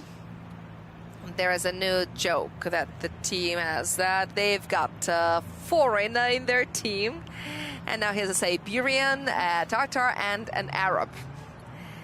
Anyway, as far as the design is concerned, I would say that Denis Migal does look like a guy from Dubai with a dark complexion and dark hair and eyes. The license that he got is for international competitions, and he thought that, well, why do it if you can get a license in a different national automotive federation? So now we've got this representative of the UAE. let us be ironic about it. We love you, Denis, totally, and the car is still nicknamed the Bumblebee. It's hard to remember why, but it used to be yellow and black when it was first built. Now the color is different, but the index, the Lexus IS 340, is also still the same. The engine 2JZ is the same, the driver is the same, but why Bumblebee? Like, no one knows. Now let's speak about the changes. Now the rear suspension has been modified with the recipe of Demir Diatulin, who discovered some engineering things in there. This is a secret, but to me it looked like the rear wheels have been moved a little bit backward. And here's another interesting fact. This vehicle and this driver of Rds Gp last time drove on this track on reverse, because Denis Migal couldn't come to the final. So the Bumblebee, as Sergei Svechikov said, has missed racing. Nothing happened to the car mid-season except for the little suspension changes, and the car was absolutely ready since the Sochi final, where he went just for fun as a spectator and just had some fun in Sochi. But now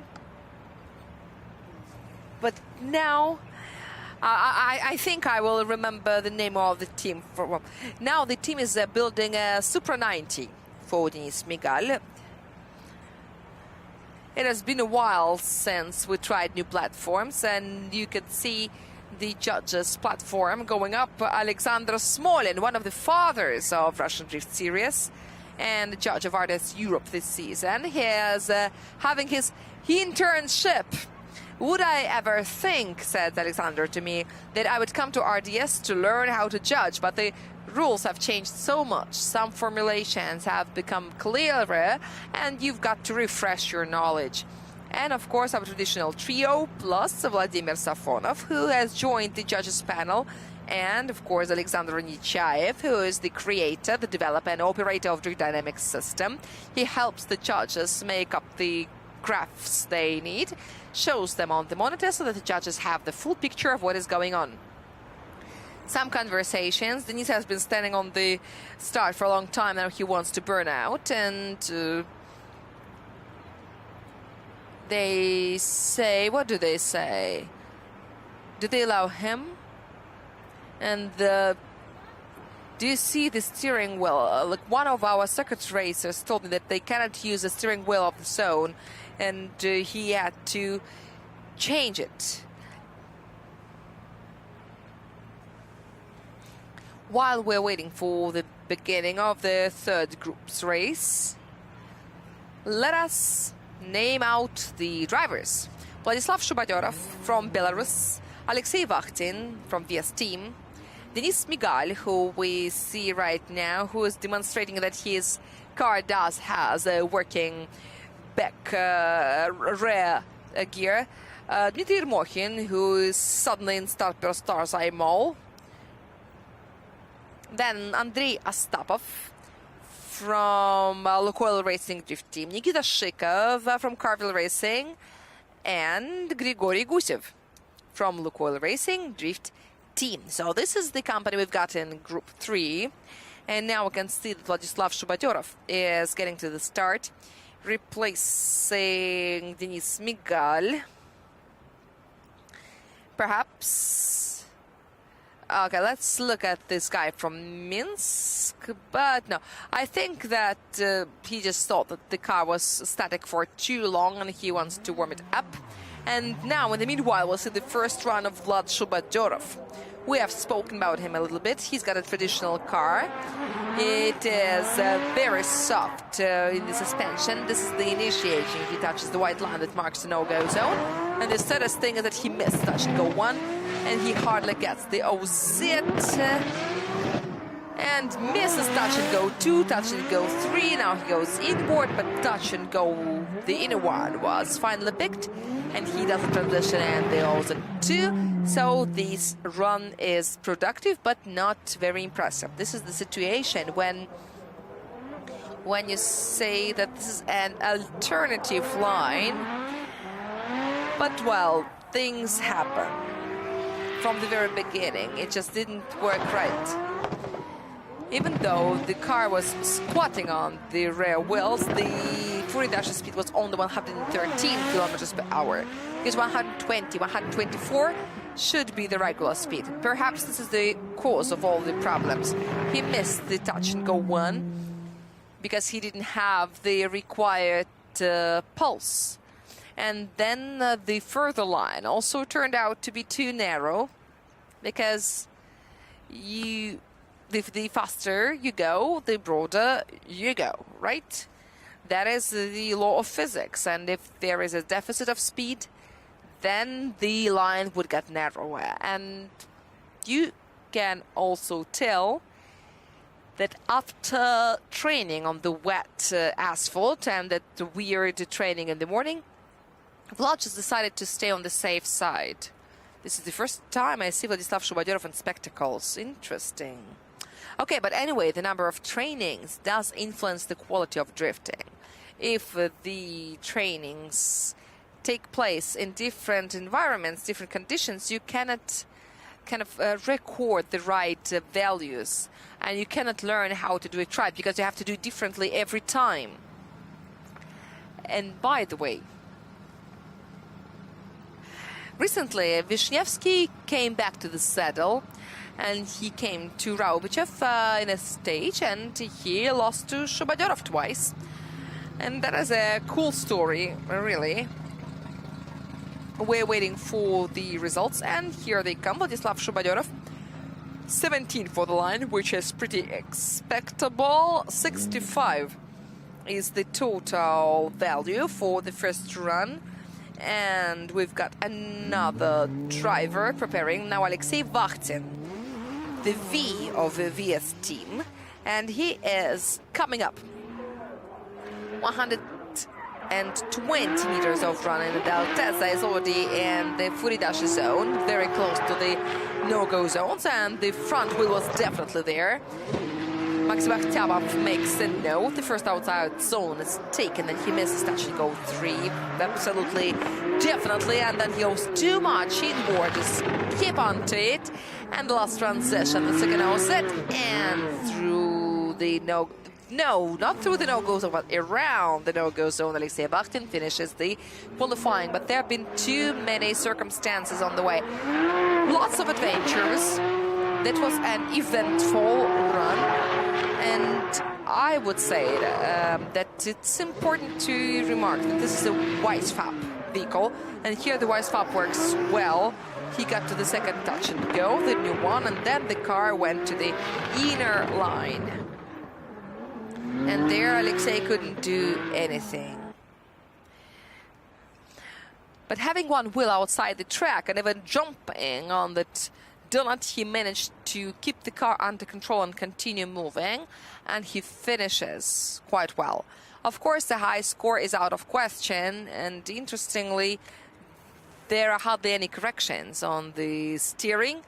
Maybe it could be better if there were. Maybe he would get where he wanted. And as for the donut, what we said, there are special like speed bumps that look like donuts for those who like shortcuts. This is the circuit racing know-how that works everywhere, including here, and at Sarah Spectacular. Danil Skorobogatov also got there, and he got back on track after. And since we see this frame with Denis, who has warmed as well. Oh, and once again, Denis will have to stand there for a while, and he will say, how long can you wait here? Let me go and warm up. But I just wanted to share what Kayla Diggin, the circuit racer, told me. He tried some drifting in Sochi, and he said that the circuit racers first go very carefully and then they add speed. But in drifting, you go vice versa. At first, you go excessively fast, and then you slow down. And this is what the drivers say, that you've got to be scared of the speed. If you are not scared, you must press it more, and then you get closer to that condition where you can get the right momentum that lets you drift the way you've got to drift. And these are the results of Alexei Vakhtin. You don't need to be a very big specialist to to predict such result. 65 points. At least this is not a 0, which is already good. Now let's see Denis Smigal once again. Of course, seeing the UAE flag next to his name is weird, but well, this is the license, not the preference of the driver. Denis Smigal gets in the first no-go zone, and the second one, then he straightens the angle not to violate the border of the track. And this is what caused Denis Sadachenko to another violation. Almost straightens out, but well, it looks like he saves himself once again. I don't know what the judges can tell us about that. Let's check the drift dynamics system. It's now so much improved that it can catch these critical mistakes automatically. It doesn't mean that the judges are guided by this system only, but it can help them a lot. But the drift dynamic system didn't see anything criminal in Denis's moves, but there is an unchaseable run term, which means that the driver makes so many unpredictable moves and different mistakes, different flaws, that makes it not suitable for tandem drifting. Denis's attempt was just about going to the wrong places. Too harsh movements. You could see his hand like moving very harshly. I think that this is because of the changing weather. The team failed to find the right adjustments for the car. Altezza is a vehicle that is very sensitive to different kinds of adjustments. On Thursday, Denis said that everything was working fine, the runs were perfect, and Thursday was a dry day. It was the official track day.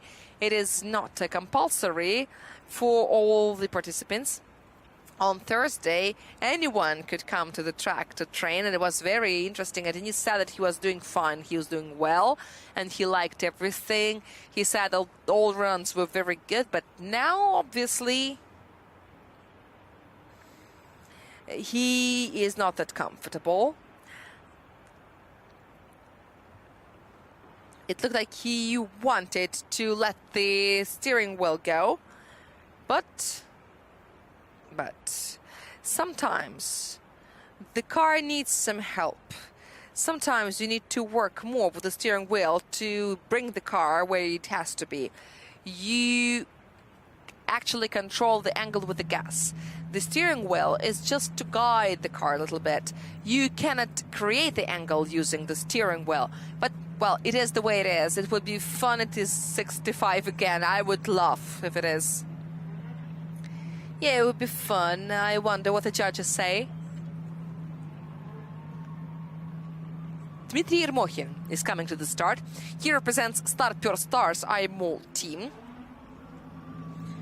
And once again, we see a reminder that there is a Match TV channel involved. They will broadcast the first episodes of the Tire Battle, our series that we dedicated to the events of 2022. And tomorrow, in the break between top 16 and top 8, we'll show you the first episode of the new season that is dedicated to the season 2022. So this is not 65. This is 58.5. The first attempt after 2 warm-ups. Denis Smigal finished his run with this score. And now the turn comes to Dmitry Yermokhin. We are looking at him very carefully. He has already performed in personal standings and with BY Motorsport Nordal Profi, and he was in the final with Gocha on Gocha's favorite track. The end ring is Gocha's most favorite track ever. And now he's in Start Pure Stars IMO. Dmitry Yermokhin, his first qualifying run of the first stage, and he gets in the no-go zone. He hardly reaches Sadachenko 1, but he does get it. He takes also to 1, only even on the second run, which gives him hope for the maximum score. It is very, very delighting to see this quality of run, the second OZ, and this is the finish. After all these like 60-something runs, we forgot how the true line should look like. I feel that this is one of the best runs of today's qualifying. let me remind you that Anton Kozlov has 92 points and he's the leader this far. Dmitry Yermokhin covered this zone very beautifully. I only have a question about touch and go 2, whether he got it or not, because from this angle I can tell you for sure. But once again, it's worthwhile remarking that I know how Dmitry can drive. So this run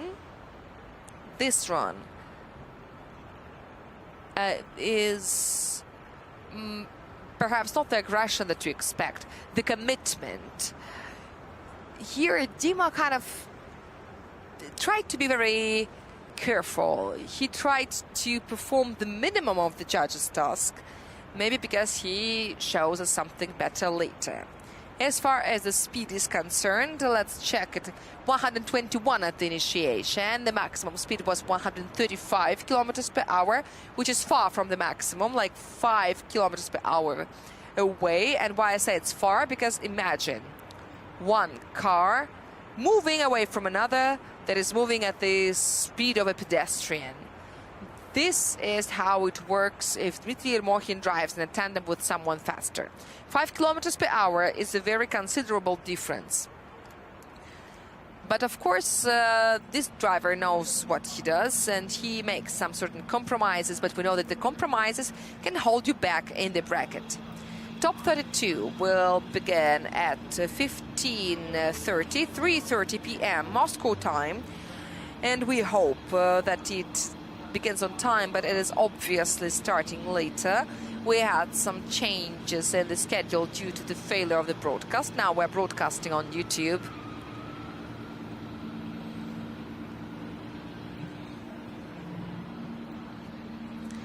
This is a little bit out of schedule, but we hope it will be fine.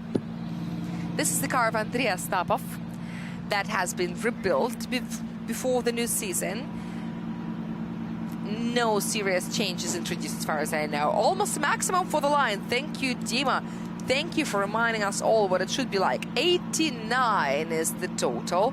That is very close to 90, but as I told you, one of the best runs is 92 this far, and Yermokhin is now in top 5 of the qualifying. As far as the speed is concerned, the 5 km per hour difference, it was the same at the initiation compared to Anton Klimko, who had 126, and it was the same in OZ1. But we know that Anton Klimko failed his run after. His initiation wasn't really good. It was failed. It was a big mistake. So I don't think it should count. This is not a feat or something. And in the meanwhile, we watch Andrei Astapov. This is the run, and then the Fury Dashi.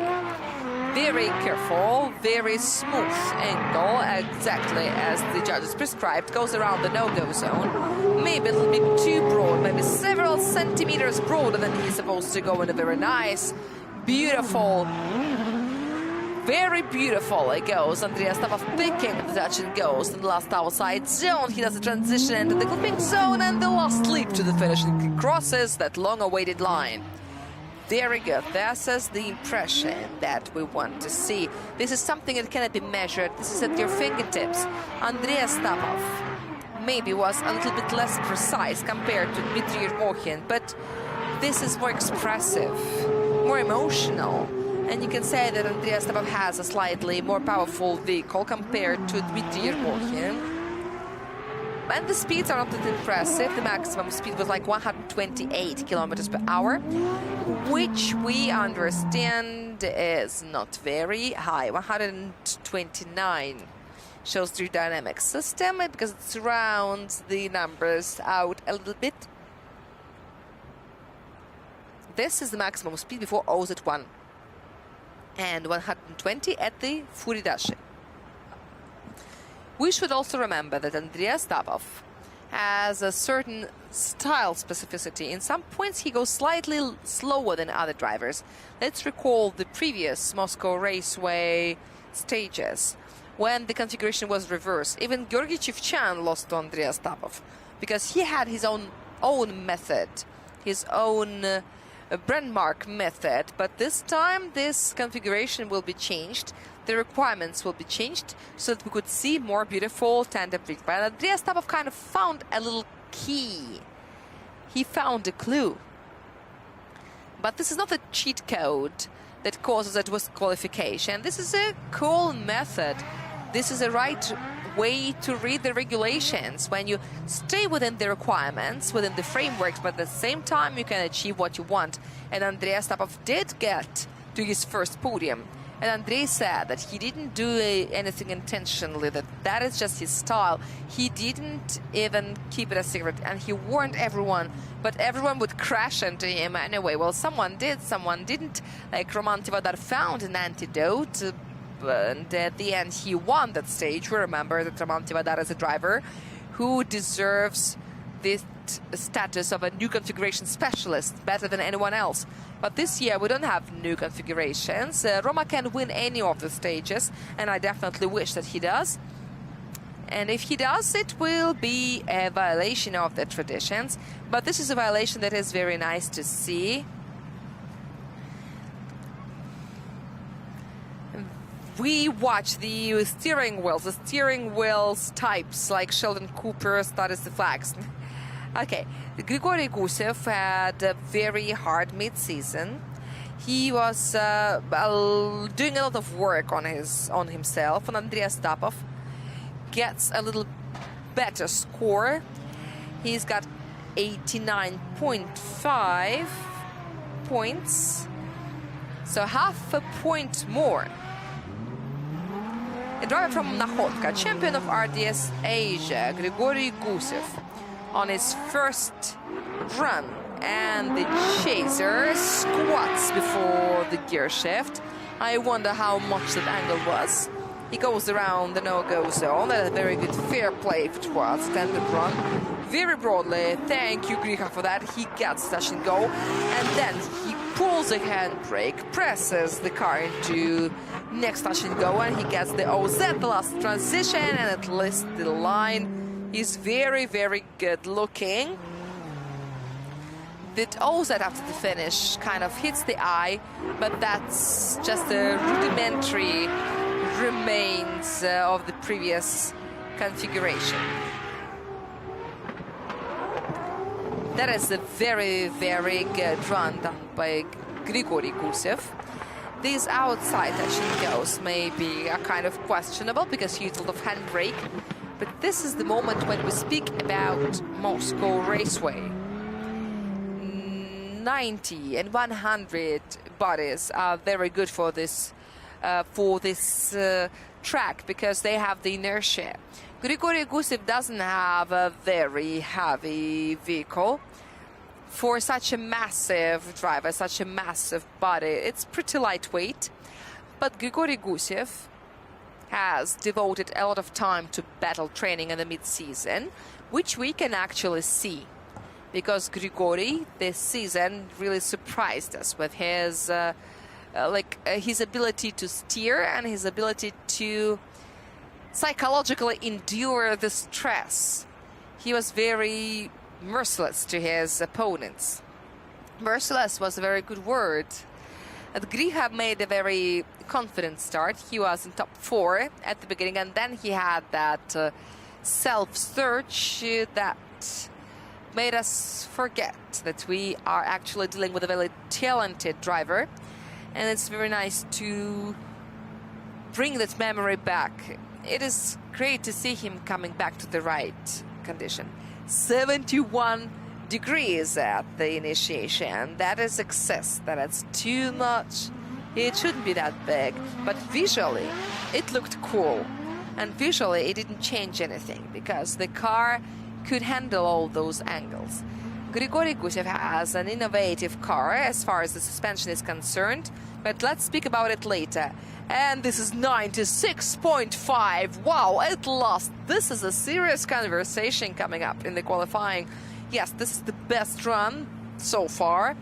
And this is a good statement, if not for the victory, but for a very top rating in the qualifying. And now, let's remember what we spoke to the judges when we spoke on Thursday. I asked the judges who was the best, and they said it was Shikov.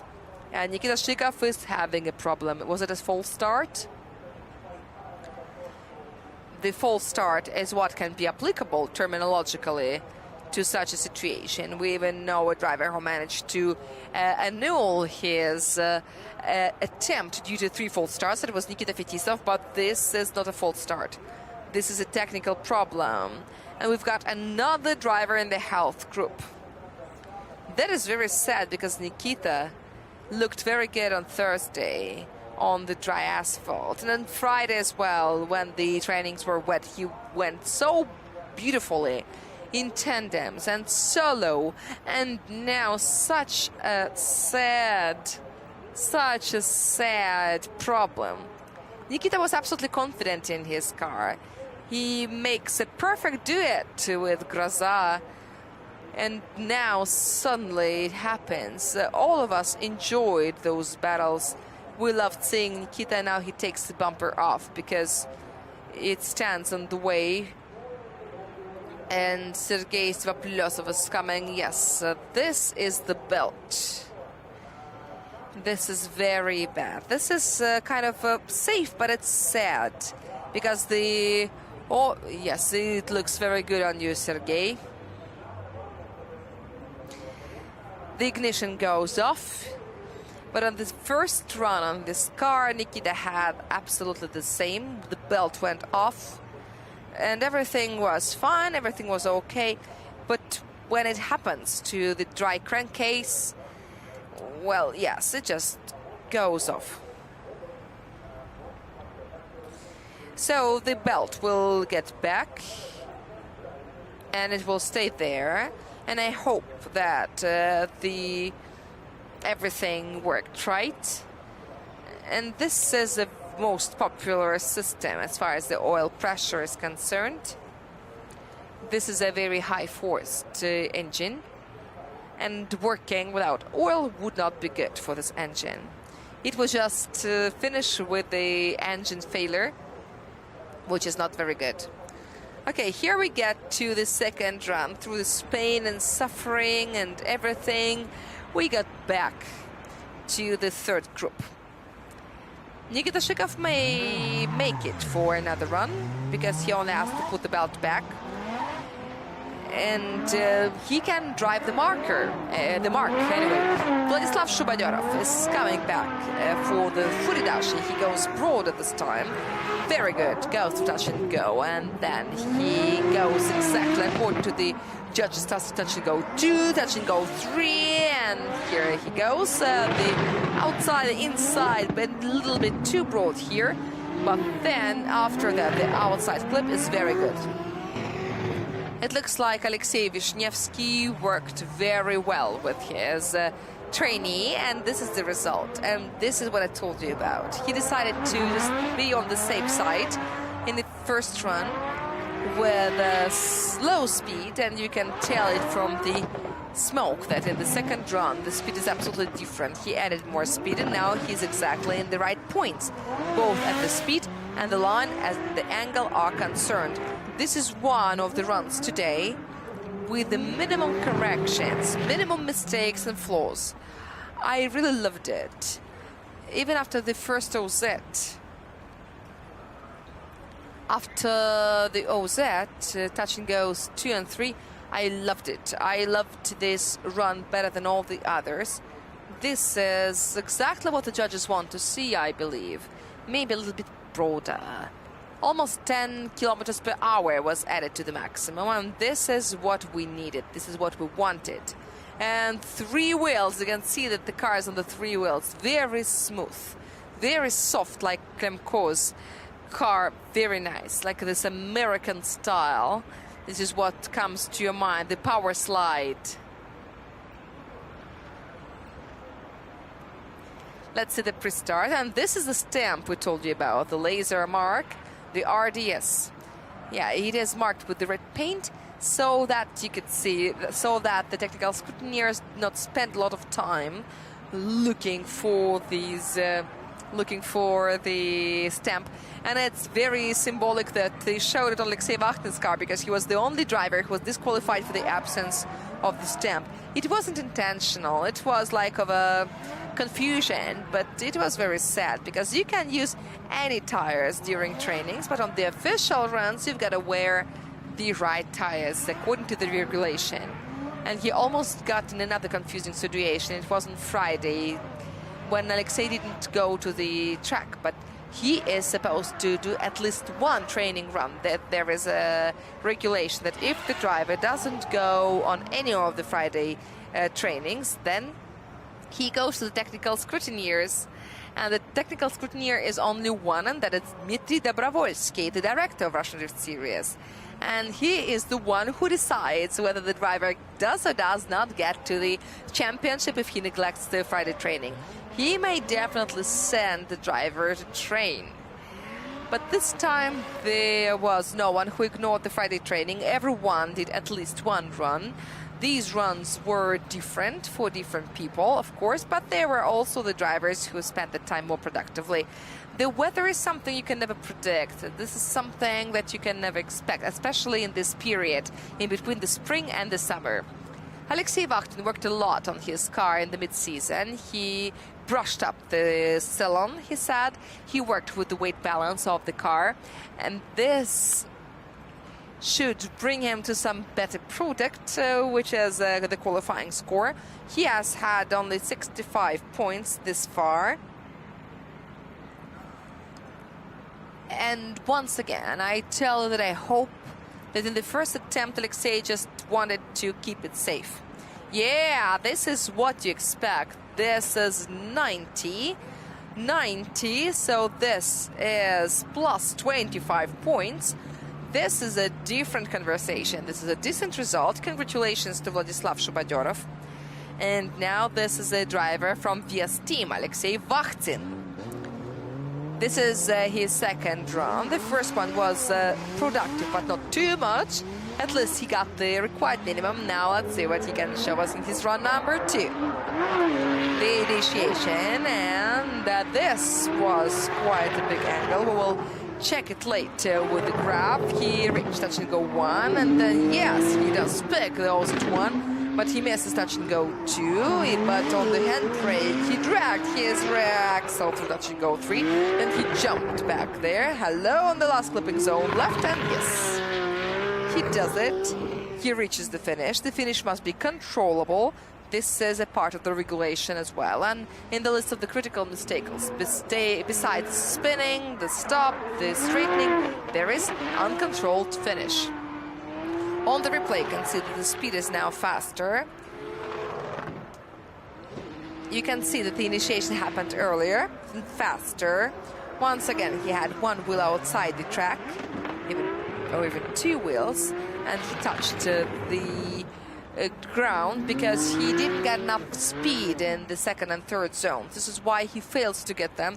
Well, he did get the second, but he used the handbrake, so he lost a lot of speed. And then he opens the gas, and the car runs excessively inwards. And then he has to take some active measures to save the situation. But Alexei brilliantly nailed it. Even though he was the one to provoke that situation, at least he kept it under control.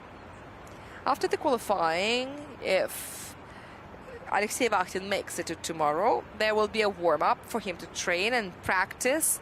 And today we definitely will see him top 32. Today's warm-up was 2 runs on the track, and tomorrow it will be available only to top 16, only to those drivers who are allowed to do the warm-up. Alexei Vakhtin ended on the 5 kilometers per hour to his maximum speed. This is a pedestrian walk speed, but it changes the entire picture and the entire impression. But let's see how impressed the judges are. Denis Migal is again in the standby mode. And the judges' score is now being prepared. We're about to see it very soon.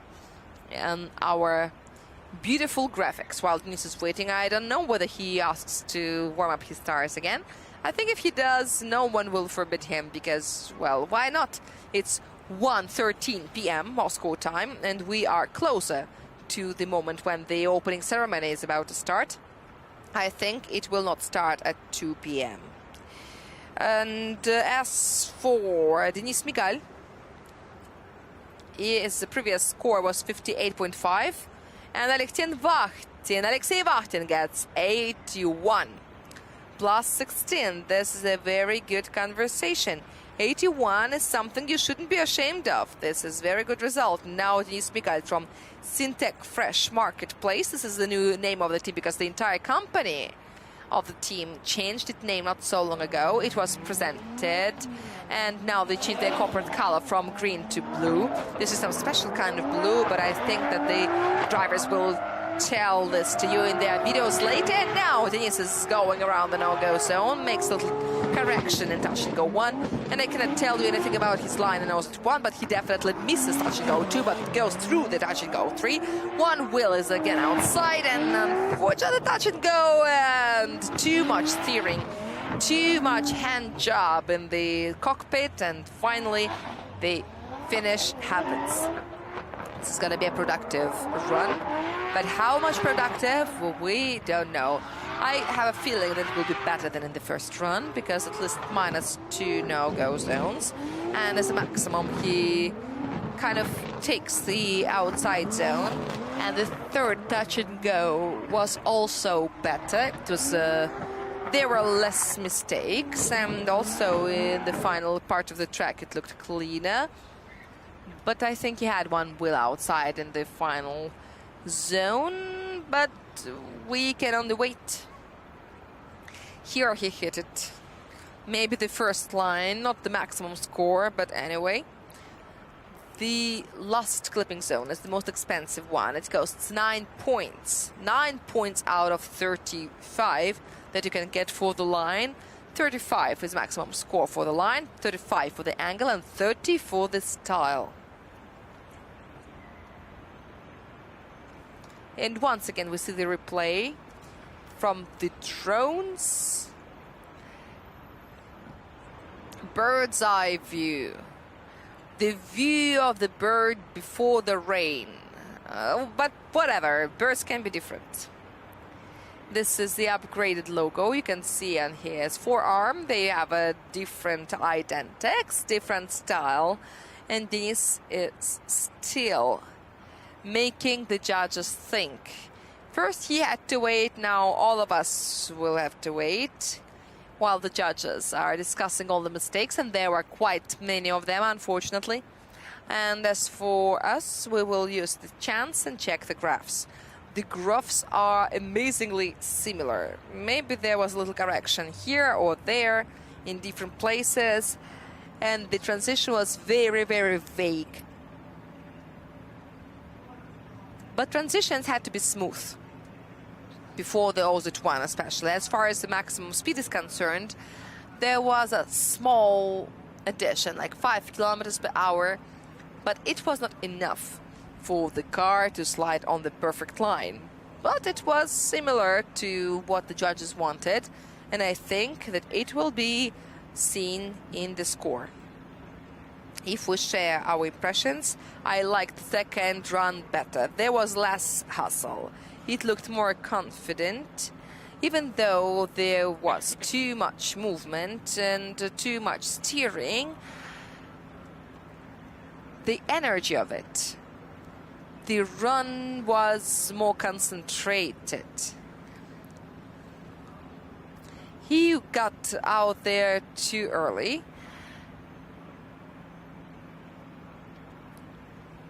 He went too straight to get to touch and go 3. He completely ignored the second, which you can clearly see from the graph. Even what the GPS shows, you can see that the touch and go 2 is completely ignored. So this is the result, and there is a little improvement, 65.5.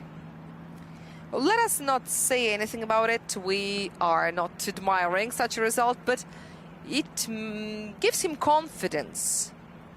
And now we're waiting for the performance of Denis in top 32. We know that qualifying is a lottery all the time. No matter whether you go well or badly, your opponent can be anyone. He can be more decorated, more experienced or less experienced. And in the meanwhile, Dmitry Ermotin from Starter Stars IMO gets one of the no-go zones, but works through the OZ1 And then he picks O's at 1, even though he's at the edge of the acceptable. And he misses the inner one. Whoa, that is a serious sin, because this is -5 points for the line. Then everything was more or less fine, but since that very important inner zone, the touch and go that used to be the inner clip, but now it kind of got promoted. Or maybe downshifted. Dmitry had 89 points for the first attempt, and I don't think that we're gonna see anything for the second one. Too many penalties, and he also got the no-go zone, and he almost ignored that clip. From the tower you can see it much better, which makes sense. This is why the judges stand there. Plus there is the judge's drone. We also want to see beautiful frames, and beautiful and informative frames can be different sometimes. So he goes in, and yes, he did touch the very corner, the very edge, but this is a touch and go. So theoretically, this is allowed. But we will now see it from the score. Andreas Tapov, in the meanwhile, is waiting for his turn on the starting line. He is checking on the safety belts. He's checking on the belts and everything. And nets in drifting are absolutely not popular. No one likes them because you need to look sideways, and there is too much smoke always. And now, as for the view, Andreas Tapov not yesterday, but last year had a problem. We can see him from the side. This is an innovation for his car, because he used to be hidden behind the stand of the car, and this is why he could only see approximately through the rear door or in the region of his rear wheel. He couldn't get close enough to his opponents, but now his seat moved forward so that he can see better, so that he feels more comfortable when he chases. When you are the leader, it is not that critical, but it's very interesting feeling when you sit too much backward, as though you are sitting at the end of the pendulum during the transitions and everything. And you can feel the car differently. Drivers cannot get used to it, they don't like it. For example, for Andreas Tapov, it was decided not to pull him that far back. But Astapov was sitting so deep and so backward. But, well, okay, anyway, whatever. Now let's see the results of Dmitry Ermokin. Now this is 90. Now this is 90. So it means that he got that touch and go, because otherwise he wouldn't get the 90 points. And Andreas Tapov is ready. And the next group, the champions group, let's call it this way, is almost ready, because these are the leaders of the personal standings after the last season. But we need to see the attempt of Andreas Tapov, who represents Lukoil Racing Drift Team. We've got Grigory Gusev also, who hasn't come for his second round yet. And then there will be a little familiarization round. And then the monsters are in the burnout, preparing to start. Andreas Tapov is doing his second run. His first result was 89.5, half a point away from the 90. And now here comes the initiation, goes around the no-go zone, and he takes touch and go 1. Transition, oh, that, yes, very good though, could be broader. Then the first, the second, now go in and in and in, and this is not that bad. And the last touch and go very strictly along the line without any violations, and the last one looks very good as well in the finish. Good. I hope that there is an improvement. And now the analysis of the two runs. The initiation was very similar, very weird solution. It looked like Andrei said, let me show you what I can do. Let me show you good high quality drift. After the outside zone, he didn't add any angle, which is why he managed to maintain that smooth movement along the line. In the first run, he wasn't that precise, but before the outside clip, there was too much handbrake. I don't know how it may influence the score, or whether it influences the score, whether the judges pay attention to that. But the run was good, stable, smooth, solid, smoky. Yeah, in the smoke you can hardly see it from this angle, but Andrei really did a very good job. Last season, he cured all the diseases of his newly built car. He had to change a lot. He had to restore lots of things in the car after each stage. But at the end, now this is a good quality battle vehicle that Andrei enjoys driving, which is actually confirmed by his qualifying runs. Like both of them, the first and the second, they are both equally good. Grigory Gusev is coming to the starting line. We're waiting for the score of Andrei Astapov, and step by step the judges are contributing their opinions. Every judge is now responsible for one criterion, and in the tandem runs the judges only vote for one of the drivers or for an OMT. Nothing has changed in the regulations as far as this procedure is concerned, and we also have a special microphone on the judges' tower, so if there are any decisions that are not that obvious, they can comment, they can explain their decisions, so that we could also understand, so that we could figure out what makes the judges take this or those decisions. And now Denis Rakaput is going to the health group. I hope that the coil chaser is okay. Nikita Shikov is also waiting. Anatoly Sherbak and Evgeny Spirin. Grigory Gusev, just for a second, is the leader of the qualifying so far. He's got 96 points. And we are waiting to find out whether Andrei Astapov has an improvement. And this is 34. Very good.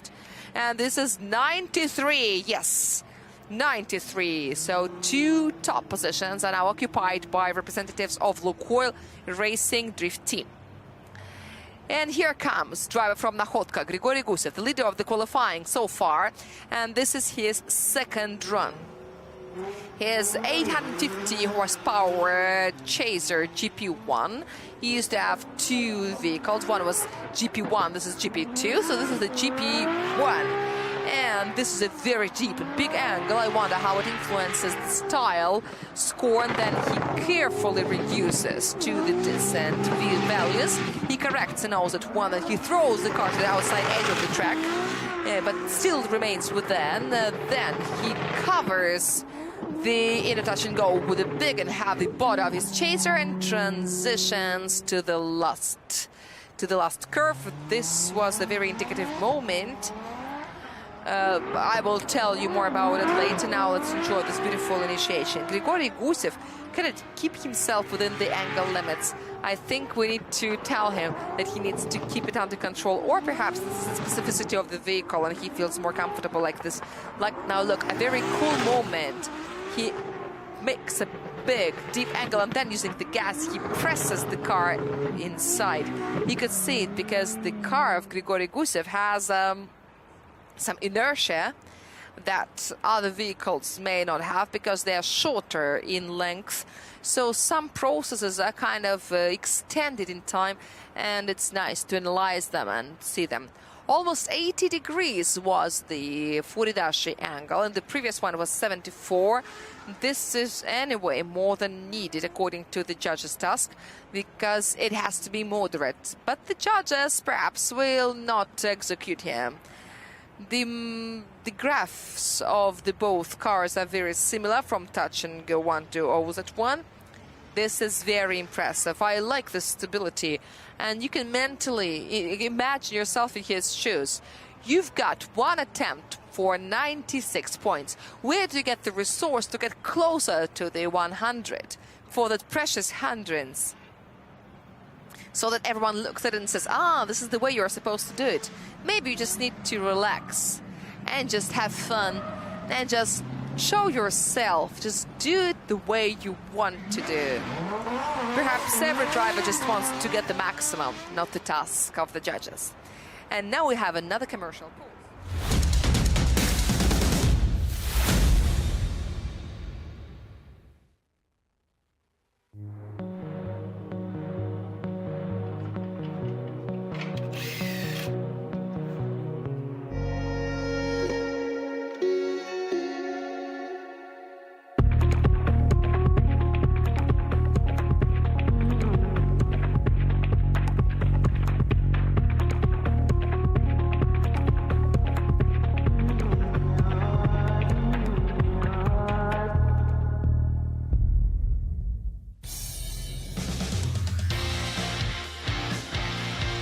Если радио, то максимум.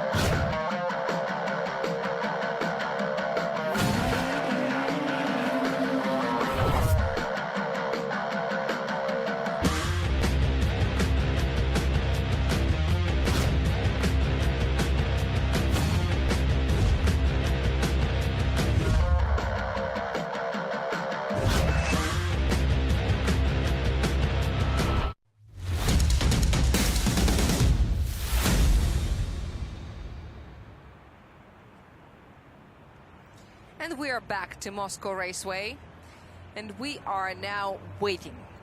Again in the waiting mode, waiting for the results of Grigory Gusev, and unfortunately there is no improvement. He did take the risk, but it didn't work the way he wanted. But 96.5 is a very good statement. It could even be the victory. And now we are waiting for the next round. We see the Lukoil Racing Drift team occupying the top two lines, and the fourth group is the group of the monsters, the leaders of the personal standings of 2022.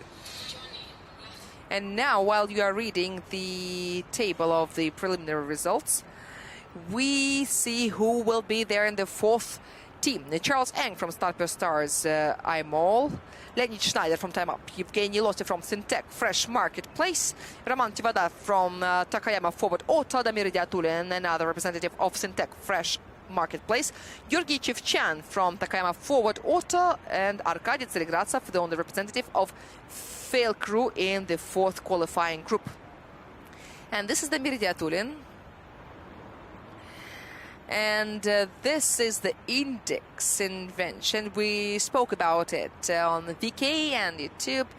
Now we've got a new Lexus Index that Toyota has no idea about. This is 760, which means the volume of that powerful LS7 that they managed to push underneath the hood of Damir's Lexus. And Damir Diatulin himself is very content with the car. Of course, there is a certain problem with the spare parts. Damir said that they are basically empty. But on the other hand, Fresh Auto is famous for being able to solve any technical problems. And we know that the Supra is being built, and there's also the mark of Yevgeny Losev, which will start in Rds Europe, and not with Losev on board, but with a different driver. So wait, and you will find out who that will be. And Yevgeny Shadrin will be there on the Rds Europe, and he and Alexei Milovidov will do the commentary of the junior series. They will improve their commenting skills. That's going to be amazing and great and very enjoyable in Ryazan. And when do you start? They start on the 20th and the 21st of May. So, the most decorated Russian drifter, two-time winner of the Intercontinental Drifting Cup, three-time champion of Rds Gp, Georgy Shevchan, who, together with his team Takayama Forward Auto, comes to the team's title last year, and he is doing his first qualifying run. 2GZ GDE engine, which is not exactly a Toyota, if you think about it, and everything driven by Gocha. He is running through the assessed section of the track, and suddenly he loses 3 wheels outside and loses his bumper, and this is a 0, but it started all so well. The most decorated drifter of Russian Drift Series, Georgy Shevchan, but at the same time, the paradox is that he has never been the best in qualifying. But, you know, the winner of the qualifying also gets on top of the podium, but you can get your podium without winning the qualification. And as for the speed, I think he kind of overdid it a little bit. He was too confident about the grip. Like a string, the Silvia was running through the track, but this is a string. If you pull it too hard, it will break. The same happened here. A 0 for the first run, then self-safe session. Perhaps Gocha will not go for a 100 in the next run. As the qualifying goes on, the drivers exchange information between each other and they make some conclusions. And Georgy Shevchan possibly said that you can add more speed in the first outside zone, but that speed turned out to be excessive. For you to understand, 5 kilometers per hour is a very big difference if we speak about racing and drifting. 2 or 3 kilometers can be sometimes critical. 2-3 kilometers per hour, I mean, of course. And Leonid Schneider from Krasnoyarsk is now starting. Toyota Mark II JZX 90 range.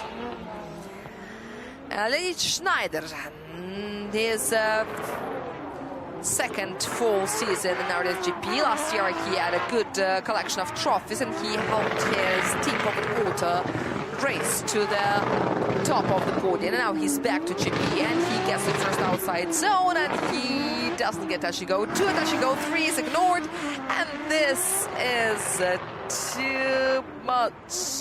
Too many mistakes. Too many flaws. And then Schneider works through the OSA 2 and crosses the finishing line. Congratulations on the resultative attempt. He has a place reserved in top 32, where his time-up colleagues waiting for him. There is Max Grossman and Daniel Skarabagatov. We saw them at the very beginning. And now the replays. Yeah, the replays. We saw that even before the initiation, some smoke started to come from underneath the tires. Leonid Schneider loves this platform. He started with the VAS 2105.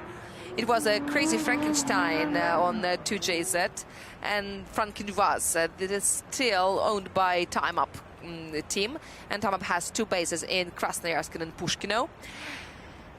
And the engineers of the team are trying to get rid of that car forever.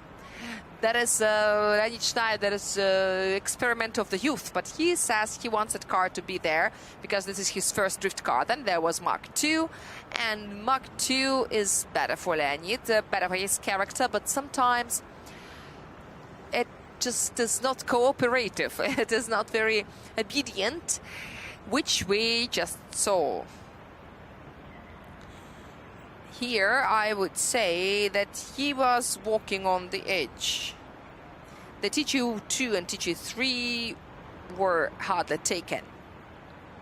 We will see it from the score, and here, yeah, we've got an updated schedule, and I'm now speaking to those who are on the stands. At 3 p.m. we do the opening ceremony of the first stage, Rds Gp 2023, and 4:30 p.m. we start top 32.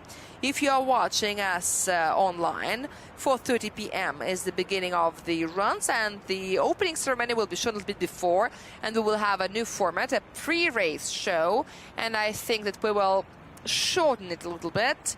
We will compress it. We will try to make it as informative as possible for you to get all the information you need to watch Top 32, and then we will start the sport program. And the autograph session after the opening ceremony will be there. It is not getting anywhere. It is still there. Number 6, Roman Tivadar, is ready to begin his run. And now we see the results of Leonid Schneider, and this is 86.5. So you can imagine how great the result could be if he didn't make that couple of mistakes. This is what you have the second run for, to analyze everything and then start it over again. You can also change your adjustments in the break between the two runs. And now Roman Tivadar, the discovery of Forward Auto, the driver who got a ticket to Rds Gp in this team, and he continues in this team every year. He has victories. Last year he was one of the candidates for the championship, and he touches the ground with one of the wheels, but unlike Gocha, he continues running. He is still productive, and he just has to go through the Auto 2, and he does that. That is like an epidemic, the speed epidemic. Takayama Forward Auto is having problems with the speed here. Roman Tivadar is more modest than he usually is. He tried to jump back to the asphalt without losing any speed and continuing the gas. But he made some correction, but nevertheless he managed to take this run to the end with some little flaws, with some little fines and penalties. He will have a positive result, and Gocha doesn't. 66 degrees was the angle at the Furidashe, which is more than prescribed by the judges, but it looks like the judges do not penalize the athletes for such violations. But anyway, if you do not lose any speed, the judges just let it go. They smile in the fatherly way and say, okay, let them go away with it. 138 kilometers per hour was the maximum speed, which is not a record-breaking value whatsoever. Roma's car is always adjusted for like less grip. It is always sliding like this. 1 year ago, you will see it in the new season of Tire Battle Series that you will see in the break tomorrow. In that episode, Roma chasing Damir and also overdid it with speed and crashed into Damir, which was the end of his performance in that episode. Another bumper of a Silvestre 15 in the hands of the Marshal.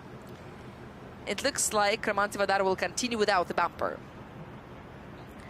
That bumper will have to go a long way until it reaches the box of Takayama Forward Auto. And this is Evgeny Losev.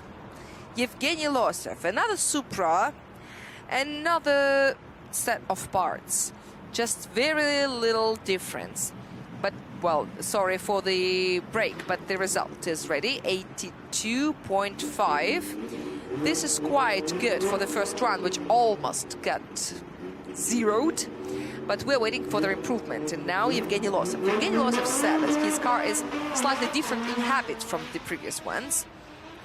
It is a brand new car, but it is built very similarly to the previous. But you know, people are also based on the same platform, but they are very different inside. Okay, so the initiation is done. First touch and go. Evgeny Losev reaches it, and whoa! Wow, what an angle!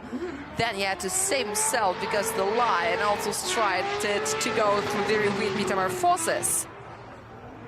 It's hard to say where the will was at that moment, and this is, of course, a productive attempt. But what happened after that OZ1? That was something strange that was happening, some ultra-excessive angle. At the same time, it looked very spectacular, but it was a mistake. And I exclaimed, like, whoa, but, you know, there was a correction in order to get to touch and go 3, but the inner touch and go was kind of unclear. What I can see is that Yevgeny is not very comfortable above that Supra. I know that he's a great specialist in adjusting vehicles, because this is what he deals with. He adjusts winter vehicles and summer vehicles, and lots of drivers listen to his advice. He told me how many training days he had in the mid-season, because he is as a coach, like 80 or 100, something crazy. He didn't have a proper mid-season. He's been working like crazy. The graph that I see in Drift Dynamics is kind of strange. Perhaps there is some mistake in the data transition. It was pretty fast, and as far as the angle is concerned, I have nothing to show you because I don't have an adequate graph. Perhaps Alexander Nechayev will help me. You could see that he did miss the touch and go. He only covered that control point, that clip, with the shadow of his bumper. All those zones, the touch and goes, are called clips. This is also written in our regulations. This is what you can read. This is not a secret document. It is published on drifty.ru. It is like 30-something pages, so if you want to study the details, you're welcome. The language can be tricky sometimes because this is an official document, but if you want, you can learn it, and especially if you want to get deeper into drifting, you cannot do without it. The judges, the spotters, everyone have to pass an exam in drifting rules. This is all formalized. A great job was done in the mid-season. Charles Eng is on board his Flanker F.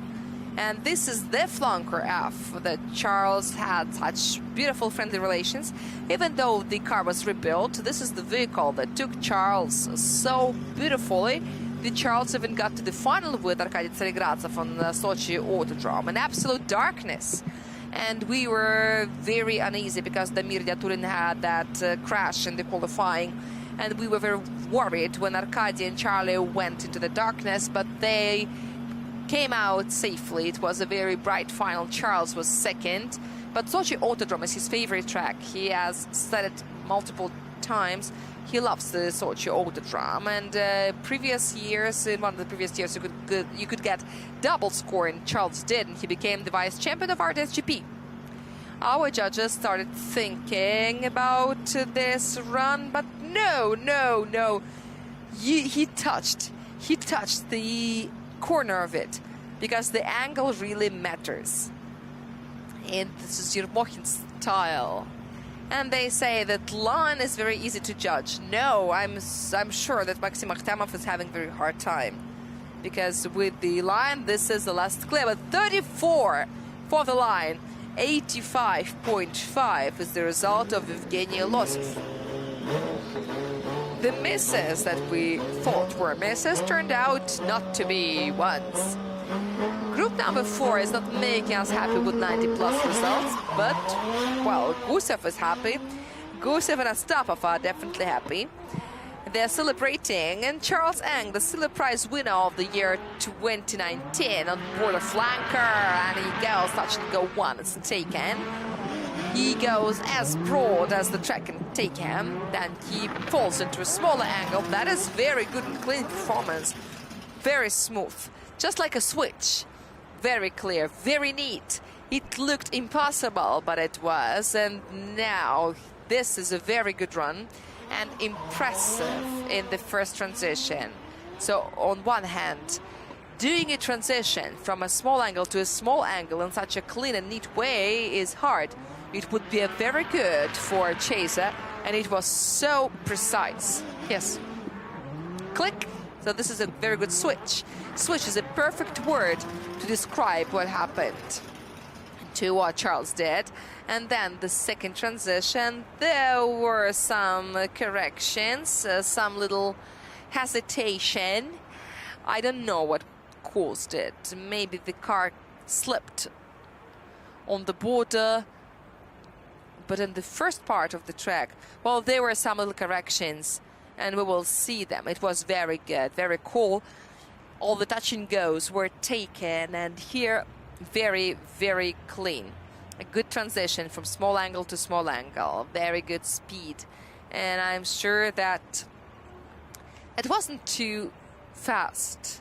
But Charles and Flanker is a very good combination. He's not very fast in the absolute numbers, but at the same time, he has very good average speed, the pace. It's very high, it's very efficient. We saw it back at Sochi Autodrome, trying to solve that mystery. And we came to the conclusion that perhaps this is all about this, the weight balance of the flanker. This is a car with a very specific structure, no transaxles, nothing like that, but it has a little specificity. It has a monocoque, and this is why it behaves like this. Arkady Tsarigradsev was puzzled with it for a while. How does it work this way, he got asking himself. But if you add the right driver to it, like Charles, and the right engineer, like Alexander Antonov, who is a very experienced specialist, who spent a lot of seasons in circuit racing. He was an engineer of Dmitry Dobrovolsky for many seasons, and even quite weak cars, they managed to come to victories and podiums. It was a very good tandem, and as a result, Alexander was lured to drifting. It took him some time to learn all the details, but you can see the results. It's obvious. A lot has changed in the flanker. They worked a lot with the weight distribution, and finally, as said, this is a very good racing car. 35, the maximum score for the line, and the total is 79. Yeah, the total is not very good because the corrections played their negative role. However, the statement is very clear. It looks like he was half a step away from opposite drift in that transition, and of course it influenced the total score. Damir Diatulin, he's got 1,000 plus of momentum, of torque, and 755 horsepower. Too long on the handbrake, not Damir style, then the transition, first OZ. Some margin, but okay, this is the first run, and it happens. Very good, very broad. Then it's almost perfect. Even if there was a clip there, he would have got the maximum score for this. And then everything is also amazing. Everyone has been asking Damir whether he likes Alteza with it's after the JZ, and he says that he hasn't figured it out yet. He hasn't figured it out what's better for him, JZ or V8. But judging from his run, if we exclude the two no-go zones that he got into, Damir looks pretty comfortable on board that car because it looks convincing, quality, and very smoky. Smoky, but not too fast, 108 during the initiation, 45 degrees of an angle, as though there is a limit switch in his car. And the maximum speed was 132 kilometers per hour. So that's not mind-blowing speed. It's pretty careful, but there were some mistakes on the way. We could see them, and the judges saw them too. They will tell us everything, but this is the first run. Let us not be too strict to Damir. Moreover, we all know what he can do. 1 year ago, he showed it all, but on board of a different car. It's fun when you ask him what he was trying to achieve, because this is a project that has been there for so long. But nevertheless, the car is here and it's working. And this is Damir Diatulin who is driving the car. And interestingly, with the torque of 1,000 plus Newton meters, he's got the same TTI transmission, the New Zealand transmission, which is actually designed for the torque under 1,000. not over. Perhaps they modified it somehow, but they didn't have a different transmission. And while the car was building, there were no summers, no winters, and so this dashboard design is amazing. This is a common for all the vehicles of this team. This car, the Damir's car, has got the Toyota reductor, even though all the fresh cars have winters. That is a special racing reductor, and it's good because you can change the main couple very, very easily. You take the 6 screws off, and then just using your bare hands, you take 2 wheels out, and then you put them back, and you can go. You don't have to play with the oil or do any other manipulations. No oil manipulations. Yeah, it sounded very good. Arkady Tseregratsev, a defending champion of Rds Gp, after many seasons, he is back, and this is the result of the Mirdiatolian 89. So they deducted something from all the 3 criteria, and the result is quite good anyway. Plus the obvious things that Damir can definitely avoid during the second run. He may get on top of this qualifying rating. And now Grigory Gusev is sunbathing, and maybe Arkady Tseregratsev can show something. And the asphalt is dry, and this is perfect for the most powerful drift car ever, as Arkady Tseregratsev said, 1,335 horsepower. This is something crazy, absolutely crazy, and all this crazy thing, he's now running to the slowest point of the track. And now the transition, also at 1, also at 2 under the wheels of the car, and this is the finish. 365 is the maximum horsepower. On the wheels it's 1,200. And now let's see how it worked. This is Tseregratsev style. Traditionally, convincingly, confidently, beautifully. He drove, but he could go forward after the first rosette. He could probably be more precise in the angle. But once again, this is the first run. This is the first battle run on the dry track. Even though they only changed the turbocat for Alpha 13, but which can, well, you can blow the planet off the orbit using that thing. And now they just ran out of the nozzles. So now they decided to limit themselves with a 1,365 horsepower. A lot was done on the suspension, but they do not disclose their secrets. Maxim Akhtamov requested for a replay, which means that the judges have some questions.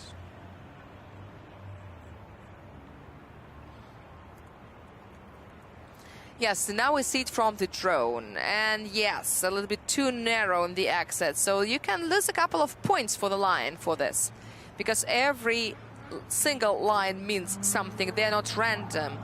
This is not just a contract with Adidas. This is a scale, a judgment scale, something like a ruler. There is a special graphics. Maybe we will show it to you before the tandem runs. Let me when we remind you how the clipping zones are judged. But generally, the deeper you get in there, the better. And the middle, if you go further than the middle, in this time, it means that you are closer to the outside edge of the track. It causes more commitment, not more line. To get maximum for the line, you need to go inside through the shorter side of the rectangle and slide along the middle line very stable and beautifully. Then you get the maximum for the angle, but you can also get something for the commitment. I got back to the digits and I saw that the standard initiation speed of Arkady is 135 and the angle is only 35 degrees, which is exactly what is required by the judges. There is no violation. This is all correct. But we haven't seen any scores whatsoever, so perhaps something gets clear in the style, but Maxim Akhtamov is still requesting more replays. So when the judges want to see something, they request it from our broadcast directors when they want to see or to demonstrate it to each other on the judges' monitor.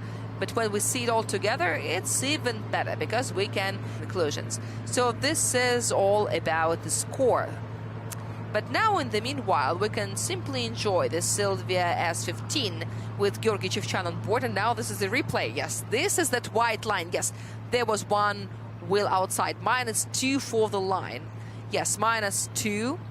And this was very, very careful analyzed by the judges. After Sochi's contact with Roman Tivadar, we thought that Gocha's car goes to history. Just like after Design Adventures, we found out that everything is vice versa. Roman Tivadar had to get a new car with a new body, and Gocha's car was fixed. And now the cars of Takayama Forward Auto are all made of carbon Kevlar. 3 points were deducted by Maxim Akhtemov, 2 for the wheel, and that early exit, that narrow exit from opposite one, cost him 1 point only. So that is the math. 90 plus 92. Yeah, good. And now here comes Georgi Chivchan, the most decorated drifter, and his self-safe session. He had a 0 for the first attempt due to a very obvious mistake, so we hope that now he is more careful and that it takes him to the required result. This is what we expect from the driver of such a driver. He misses touch and go too, and then he carefully gets to touch and go. The most complicated part is done. Now just work for the last clipping zone and go around the no-go zone, and this is it. Yeah. In the second round, Georgi Chivchan decided not to risk it. You could see that in the first OZ, the car started to slow down, that it was controlled with the handbrake in order to just not to fall outside the track as it happened at the first run. And this is why he missed touch and go too, because his speed held him back. He didn't have enough, but he took his run to the finish. Of course, there's nothing to speak about any high scores and qualification victories, but the scores are there. And we may see him somewhere in the top lines of the bracket. We are used to him being champion. He was second 2 times. And of course, against the background of his achievements, the silver prize looks not that well. But on the other hand, we've got lots of drivers who haven't had a silver. And this is the majority of them. And this is the qualifying of Georgi Chivchan. It's very similar to the final of Sochi, when in the first attempt he had a 0. Suddenly, when he just didn't fit in the track and almost crashed into the wall. And in the second run, he simply had to be very careful and choose a very simple and saving style, which is why he qualified in the middle, and that is exactly why he hit Roman Tivadar at a very early stage. 137 kilometers per hour was the maximum speed of Georgi Chivchan at OZ1, and the initiation was around 120 kilometers per hour, quite slow, while the drivers are going faster right now. No excessive risk, careful, stable, productive. This is what we can say about Georgi Chivchan's runs. Almost maximum for the angle, nevertheless. And this is 89. 89 points. Of course, this is not what Gocha came for exactly, but well, that is what it is. This 89-90 zone perhaps is going to be the most competitive one. It is hard to predict where the drivers get and who hits whom in top 32. Now Roman Tivadar from Takayama Forward Auto makes a transition, and yeah, he goes around the no-go zone, and this is touch and go perfectly on the middle and the first outside zones. Very good. Very close to the asphalt, but stay there, and thank you. And he almost slips. Yes, to correct and save it. It was a very strange hesitation. And finally, he is in the finish. It all happens. Very productive again. But the first one was 82.5. I wonder what happens in the second. He is now walking on such thin ice. Roman Tivadar decided not to save it because he's got one productive attempt already. So what do you do in such a situation? Like Roman Tivadar, pay attention to the picture on the right. Here you just have to press the clutch and pray that there is grip on the rear wheels and you can press the gas after. Because if Roman reacts just less than a second but late, he would fail. But his racing intuition and his experience means a lot. He used to be a drift taxi driver at Sochi Autodrome for a long time, so he's got very big drifting experience, and it helps. It helps a lot. Maybe it doesn't add him score, but it helps him not to spin around. If it was a tandem run, it would have been the most important thing ever that could really determine a lot. Roman Tivadar is very good. It's good he didn't safe run. He didn't have any excuse. There is dust. There is dust, and it makes the visibility worse. There are lots of artifacts coming from the ground, like little stones, pebbles, or whatever, but he holds on to it. So I think that this is one of the runs. This run is one of those that we came here for. This is where you feel how the drivers find the right line, how they do what we expect from them. To get a little closer to the shining summit cost 100 points. Leonid Schneider is waiting for his second run. Hello, Lyonya. Now he represents his own team called Time Up, where he spent one season Rds Europe. His first attempt was very good. 86.5 points, which is something in between Danilas Karabagatov, who zeroed down his second run, and what Maxim Grossman showed. His best was 90.5. And Schneider is, of course, capable of winning the qualifying. He can show you 90 plus, and this is a very good plus that it can be. And now we're waiting for the score of Roman Tivadar. Yes, here it is. Very close to the maximum. Some deduction in the angle and the style, of course. So this is 89 again. It was great to watch anyway. Thank you, Roman. We can't complain once again that this champions group is not as champion-y as we would like it to be, but that commitment of getting the maximum is really amazing. Maybe not everyone spent their mid-season as productively as Grigory Gusev, but he is still on the top of the protocol in its current edition. Leonid Schneider goes around the no-go zone very carefully, very well, goes to touch and go one, very, very clearly fixes it, and now, what's that? And he jumps off the track, but he comes back. He takes touch and go one, and the last outside clip, and yeah, and now this is the finish. Super. Amazing, unless that unfortunate wheel. I feel like calling it the devil's wheel. But, of course, this is not the right association. Anyway, we remember that Arkady Tseregradzev once walked outside the track in Nizhny Novgorod, and he got 92 points. I don't know how similar this situation is to that one.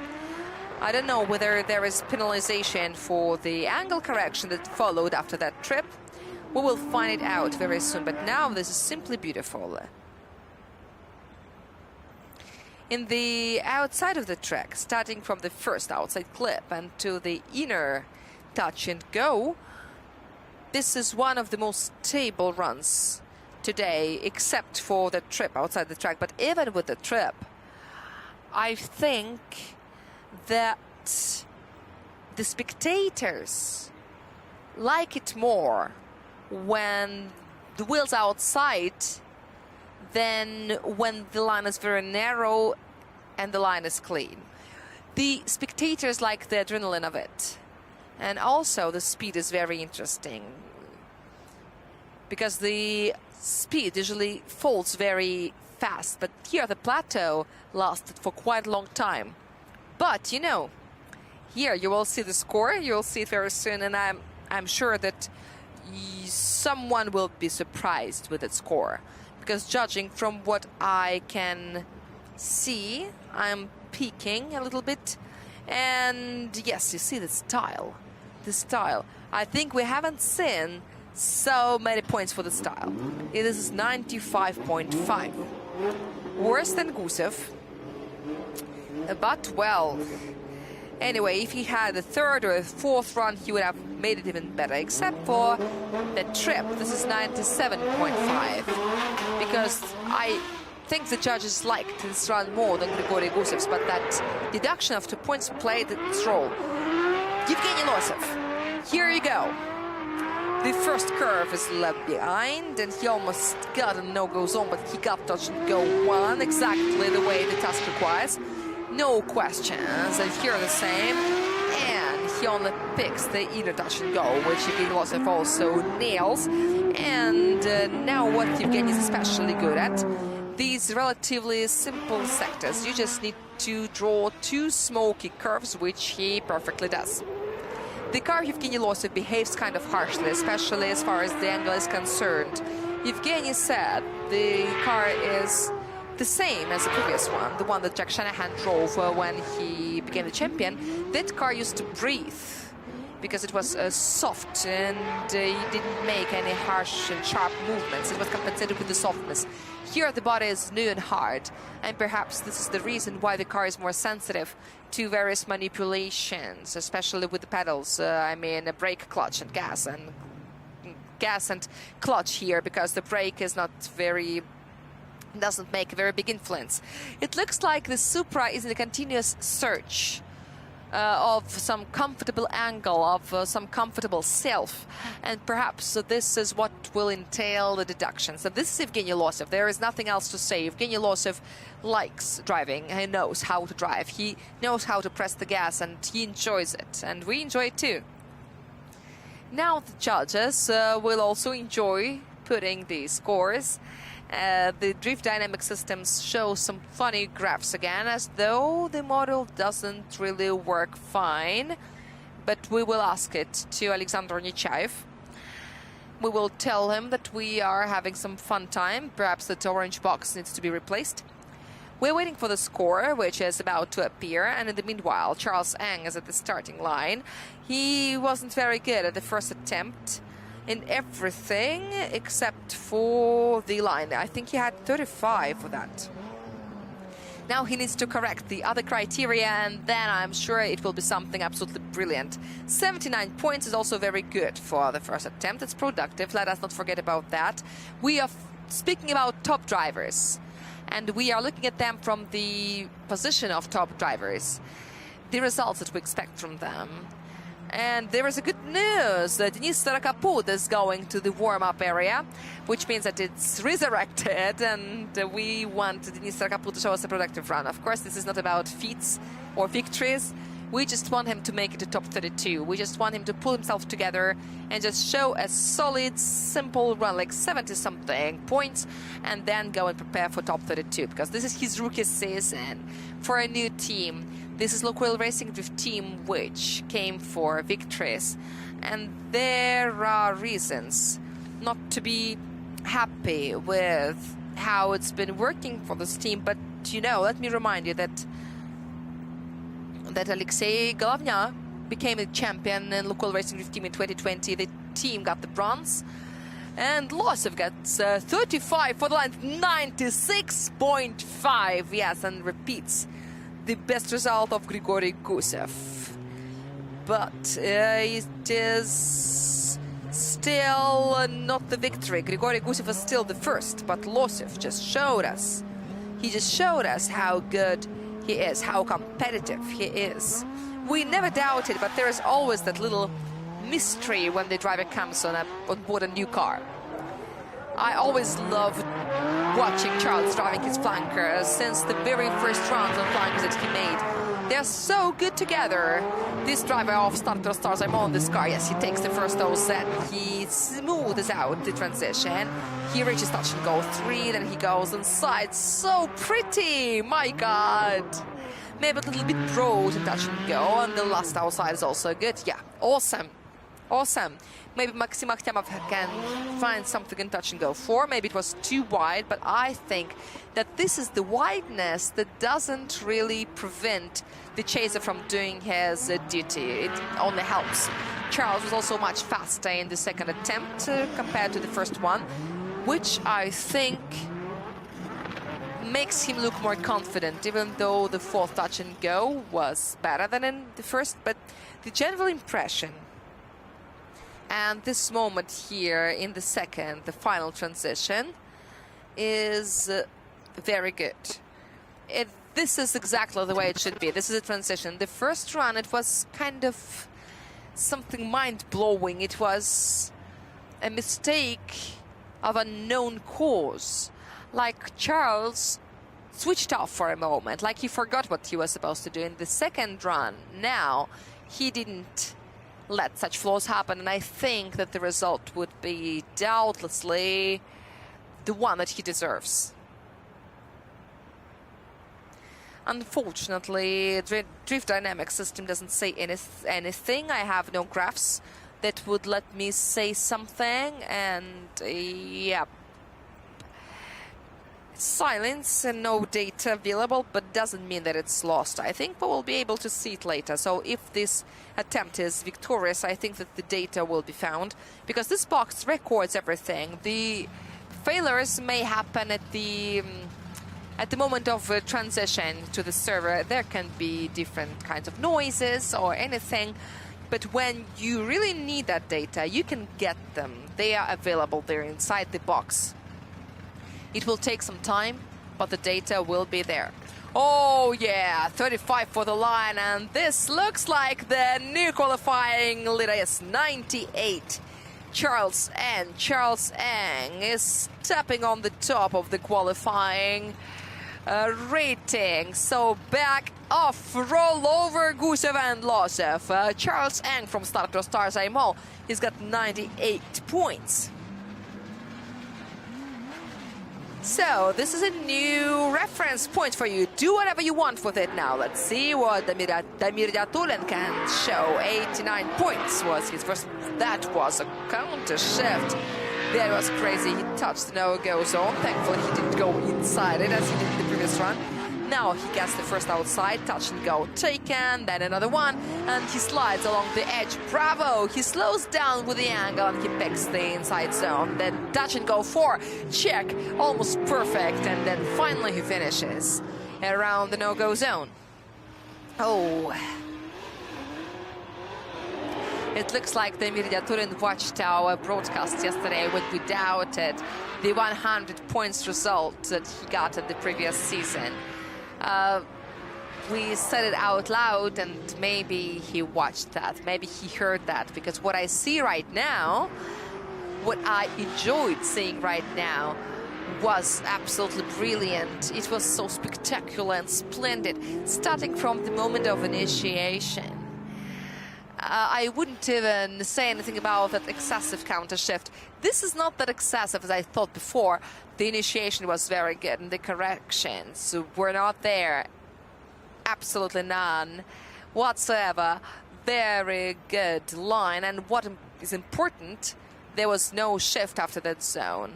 And there the problem is that the curve is actually uneven. It is not like a round curve. It's like a snail.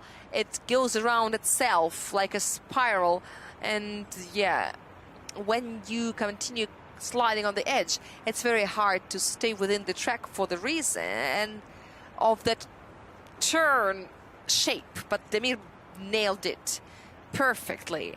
He slid on the very edge. I couldn't believe my eyes as I watched it. He will fall, I told myself, but he didn't. He didn't fall. He didn't hesitate like Roman Tivadar. He was perfect. You could see how amazing he can be. Damir is not very good at keeping his belts tense, but anyway. This is how the drivers prepare for runs. They watch their previous runs. This is what the opponents do. They see how you run. They study what they have to do. to be better than you. So let's see what the judges can say about the run of the Miriaturin, whether it's possible to overcome. So let's see. 1, 2, 3. This is what you need to get the maximum for the line.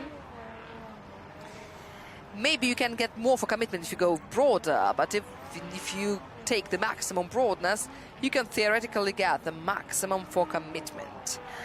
But anyway, there is more chance to get the maximum if you use the entire asphalted space as much as was put here in the early 2000s. And now we switch to the waiting mode, and we are watching Arkady Tseregrazov, who is watching the Miriaturin, who is watching the judges in the house that Jack built. Anyway, even though it's called Moscow Raceway, it's not exactly in Moscow. It's near Volokоламск. As far as the weather is concerned, we were very happy that we're not in Moscow, that we are somewhere near. But the weather is different. It's far enough to have different weather. We also loved watching Arkady watching the broadcast.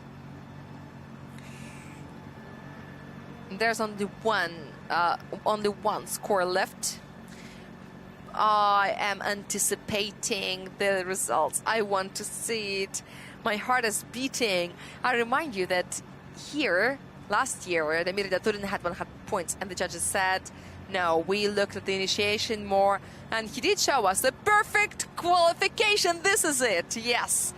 Who told me it was impossible? Once again, 100 points out of 100. The Miriaturin made it again, 1 year later.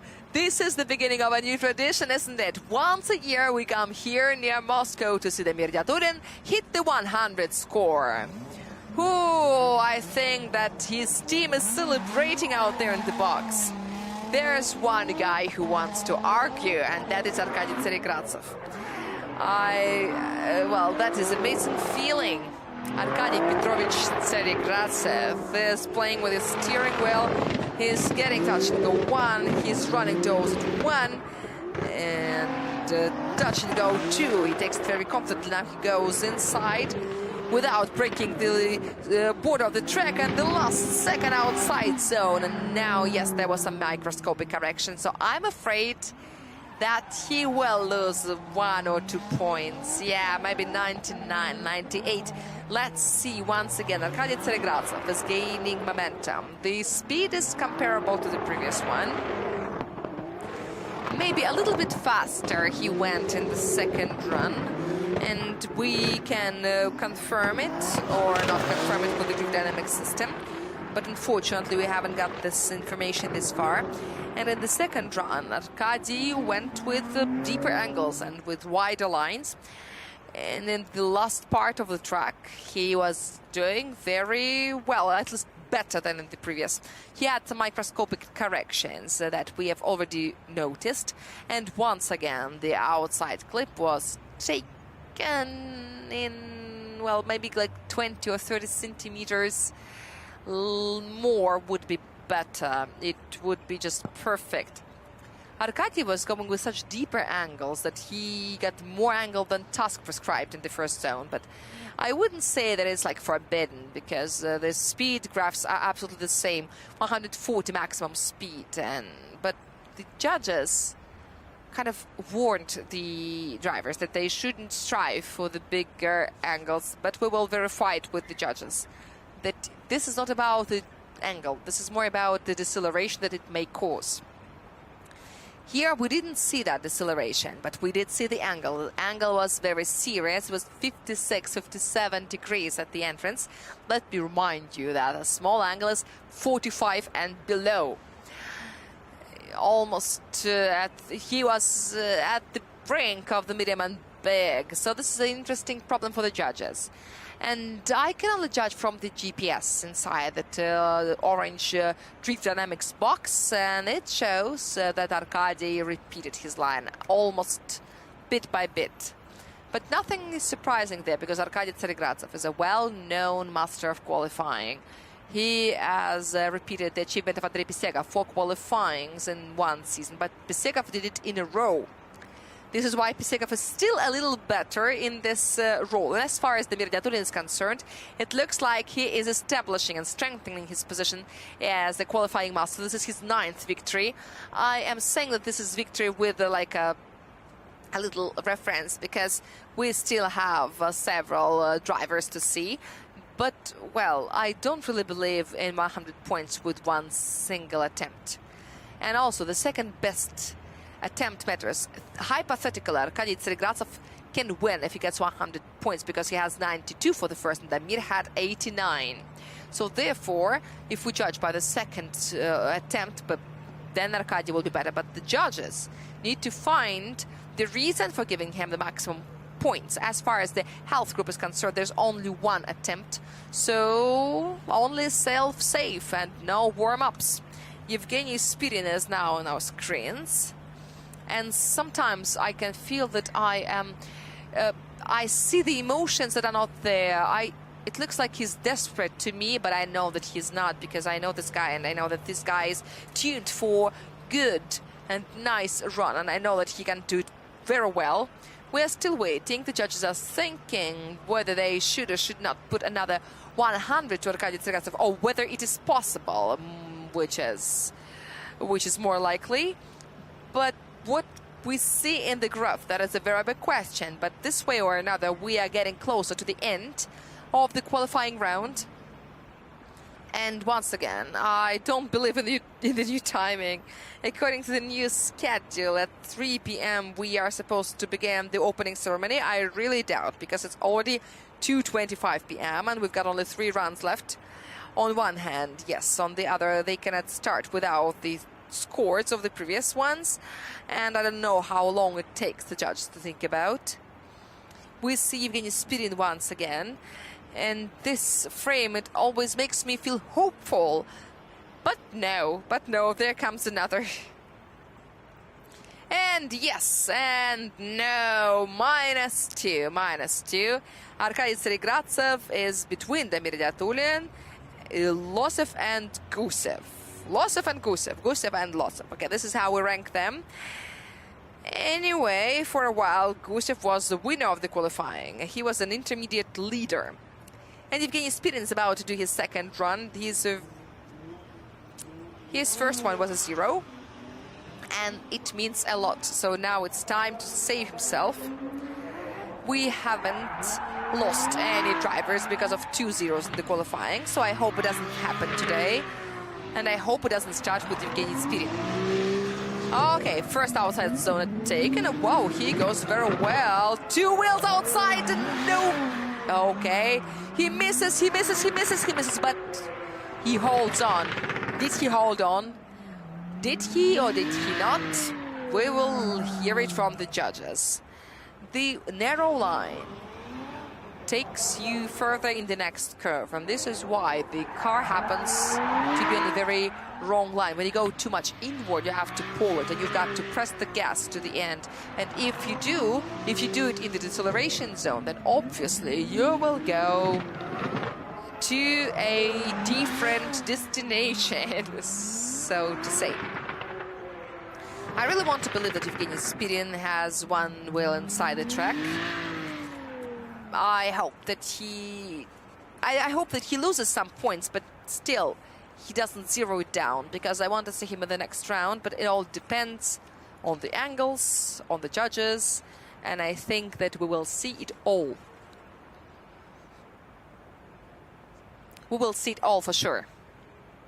What's the soundtrack in the salon when you see the jumps, that percussion? Can that seal be louder than the engine sound? Zhenya is sitting on the right, and his one wheel was on the grass, and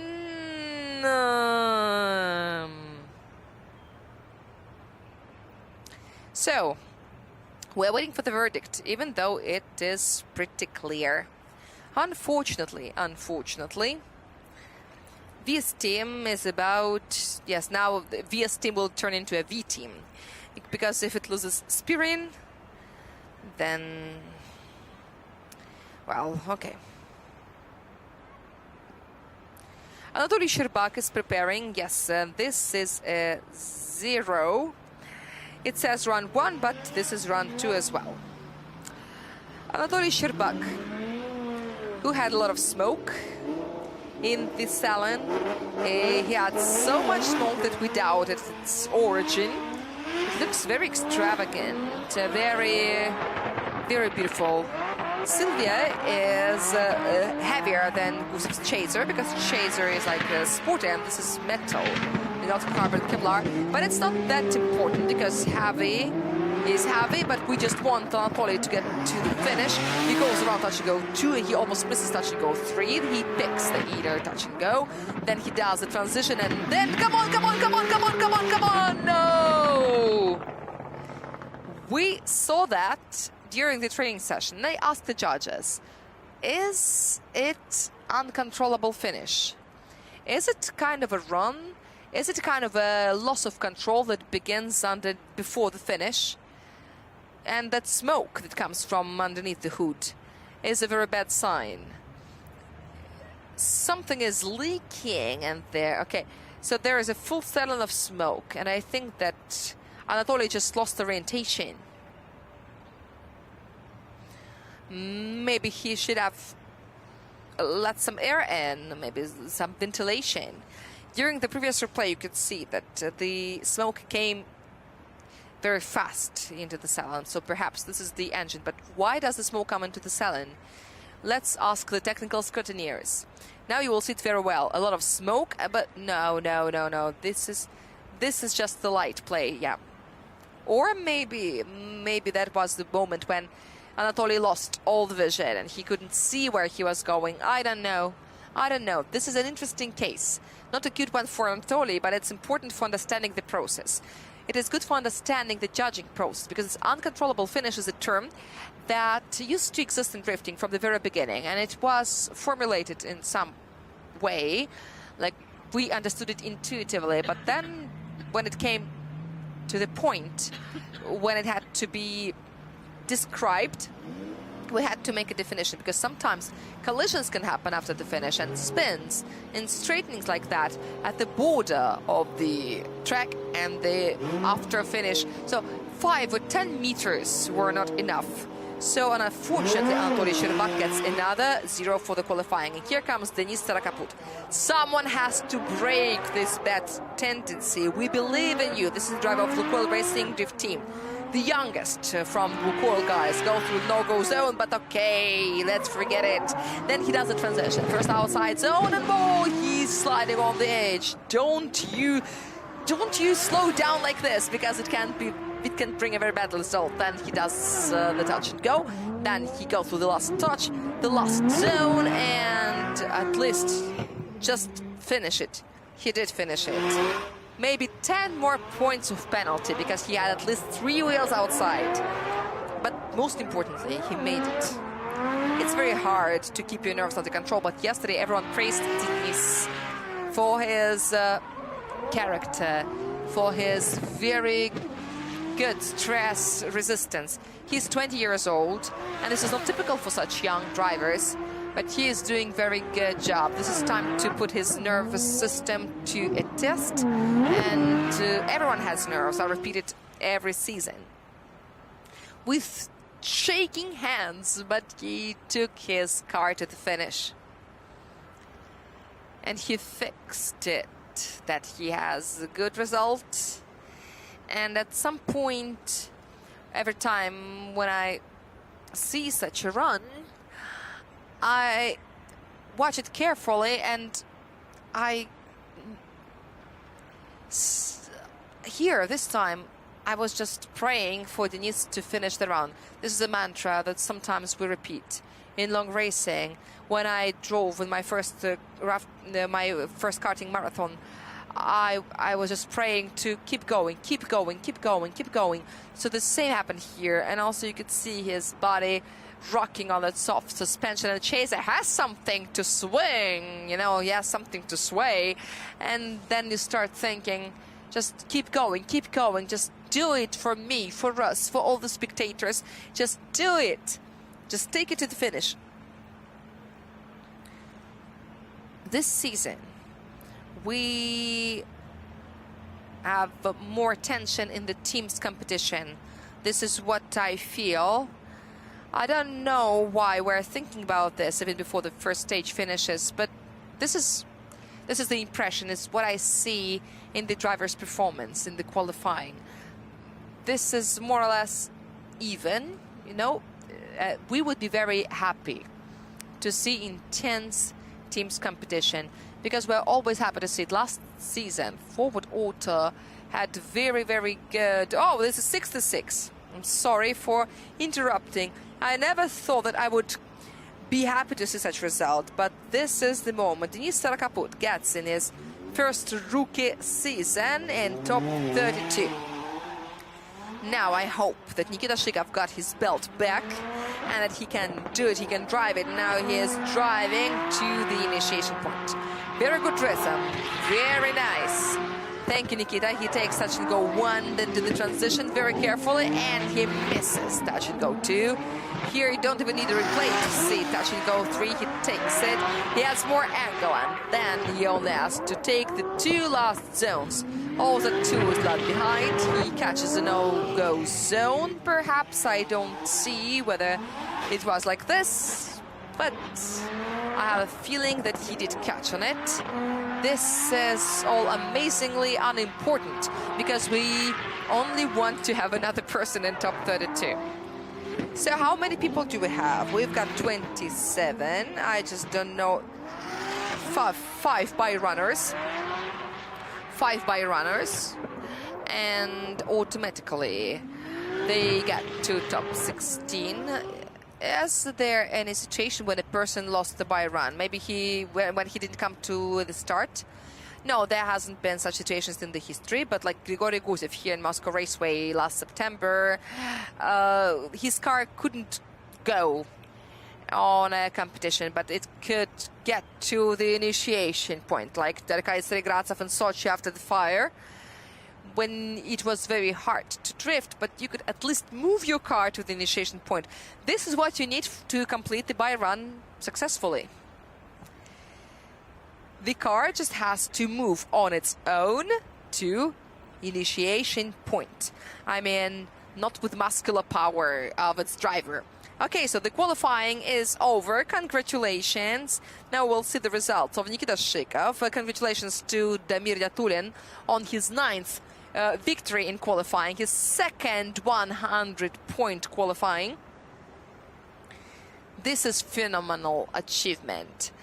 Very, very sad that Damir Yatulin couldn't turn his 8th victory at Sochi Autodrome into this beautiful finish somewhere on the podium, because he was amazingly competitive. But why do we regret about the past? This is our memory already. It will be another episode of the tire battle. Let me remind you that the second season will be shown tomorrow. We'll see the first show of the first episode, and then you can enjoy it on Rds TV. I hope it comes back and it starts working tomorrow. All the episodes will be shown like one after another, once in 2 weeks. This way or another you will see it, and tomorrow, don't miss it, in the break between top 16 and top 8, we will show you the first episode of the tire battle. And we forgot one important thing. The general sponsor of Russian Drift Series is VTB Bank. The official sponsor is premium motor oil brand Imol. Thank you. And we don't forget the official shop of souvenirs and clothes, Rds Shop, which is physically located here, and virtually you can find it online. So you can search for your style in Rds Shop in Service Park. The results of Nikita Shikov's run is now being prepared. Let me remind you that Maxim Akhtemov, Vladimir Safonov and Anton Novikov are the judges. They represent We Go Drift team at Rds Europe. You can come and support them on the 20th and 21st of May. This is the junior series season. It begins at Atron track in Rязань. The legendary magnetic wall is waiting for the drivers and fresh blood. 86 points for Nikita Shikov. Of course, it is not a very good combination with the quality of his training runs, but we're happy to see Nikita among the top 32 competitors. Moscow Raceway is not the luckiest for him. He used to have his rookie season in Carville, and he had a problem. Back then, he couldn't pass the qualifying, and now let's see the lucky guys. Dmitry Dyatulin, Arkady Strigratov, Charles and Grigory Gusev, and Evgeny Losev will start their competition on Sunday, tomorrow, as by runners. Leonid Schneider, Andreas Stapov, Anton Kozlov are the next. Anton Kozlov, very good first qualifying. And then starting from the 9th, Maxim Grossman also was very good, 90.5 points. Dmitry Ermokhin, Vladislav Shubadyorov has the same point as Dmitry, the 12th, Roman Tivadar. Then next to him stands Georgy Chivchan, the 13th, who would ever think. Then the 14th, Nikita Shikov with 86 points, Ilya Fedorov with 83, very modest. And then the 16th is Nikolai Gorkovenko with 81 points. And now let's see the next part of it. We go to the bottom half. Alexei Vakhtin, Danila Skorobogatov. We were expecting something better, that he had a 0 in the first run. Anton Dmitrienko is still looking for a way to communicate with his new car. Timofey Dobrovolsky, Denis Sorokaput doing his self-save, and Denis Migal. Unexpected problem. And then the rookies. Vladislav Popov is 24th, and the 25th is Stepan Nazarov. Not his brother, as I expected. Then comes Ilya Popov with 54 points. Anatoly Sherbak and Evgeny Spirin unfortunately have zeros. And the Popov brothers deserve some mentioning. They had zeros in the first attempts, but then they pulled themselves together and they demonstrated the level that they have. And also a little correction, Leonid Schneider also will become the byrunner, because we've got 26. So this is the end of the qualifying. See you at the opening ceremony. Those who are watching us online, please watch the announcements on the social media. Top 32 will begin at 4:30 p.m., but corrections are possible.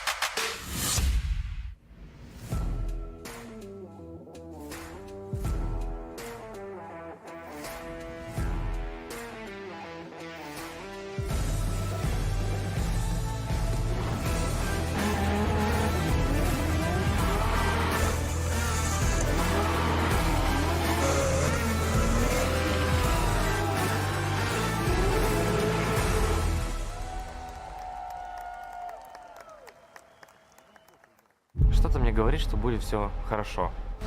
Шнайдер смещается внутрь. Дамира тоже клейма нет? Клоунада, блядь. Игра в автоспорт это называется. Только посмотрите, какая траектория. Леня лося подстрелил, твоя задача добить. Не теряет угол Сильвия и вовсе вылетает в трасс. Честно говоря, это порядком поднадоело уже. Самое сложное это не попасть на вершину. Самое сложное это остаться на вершине.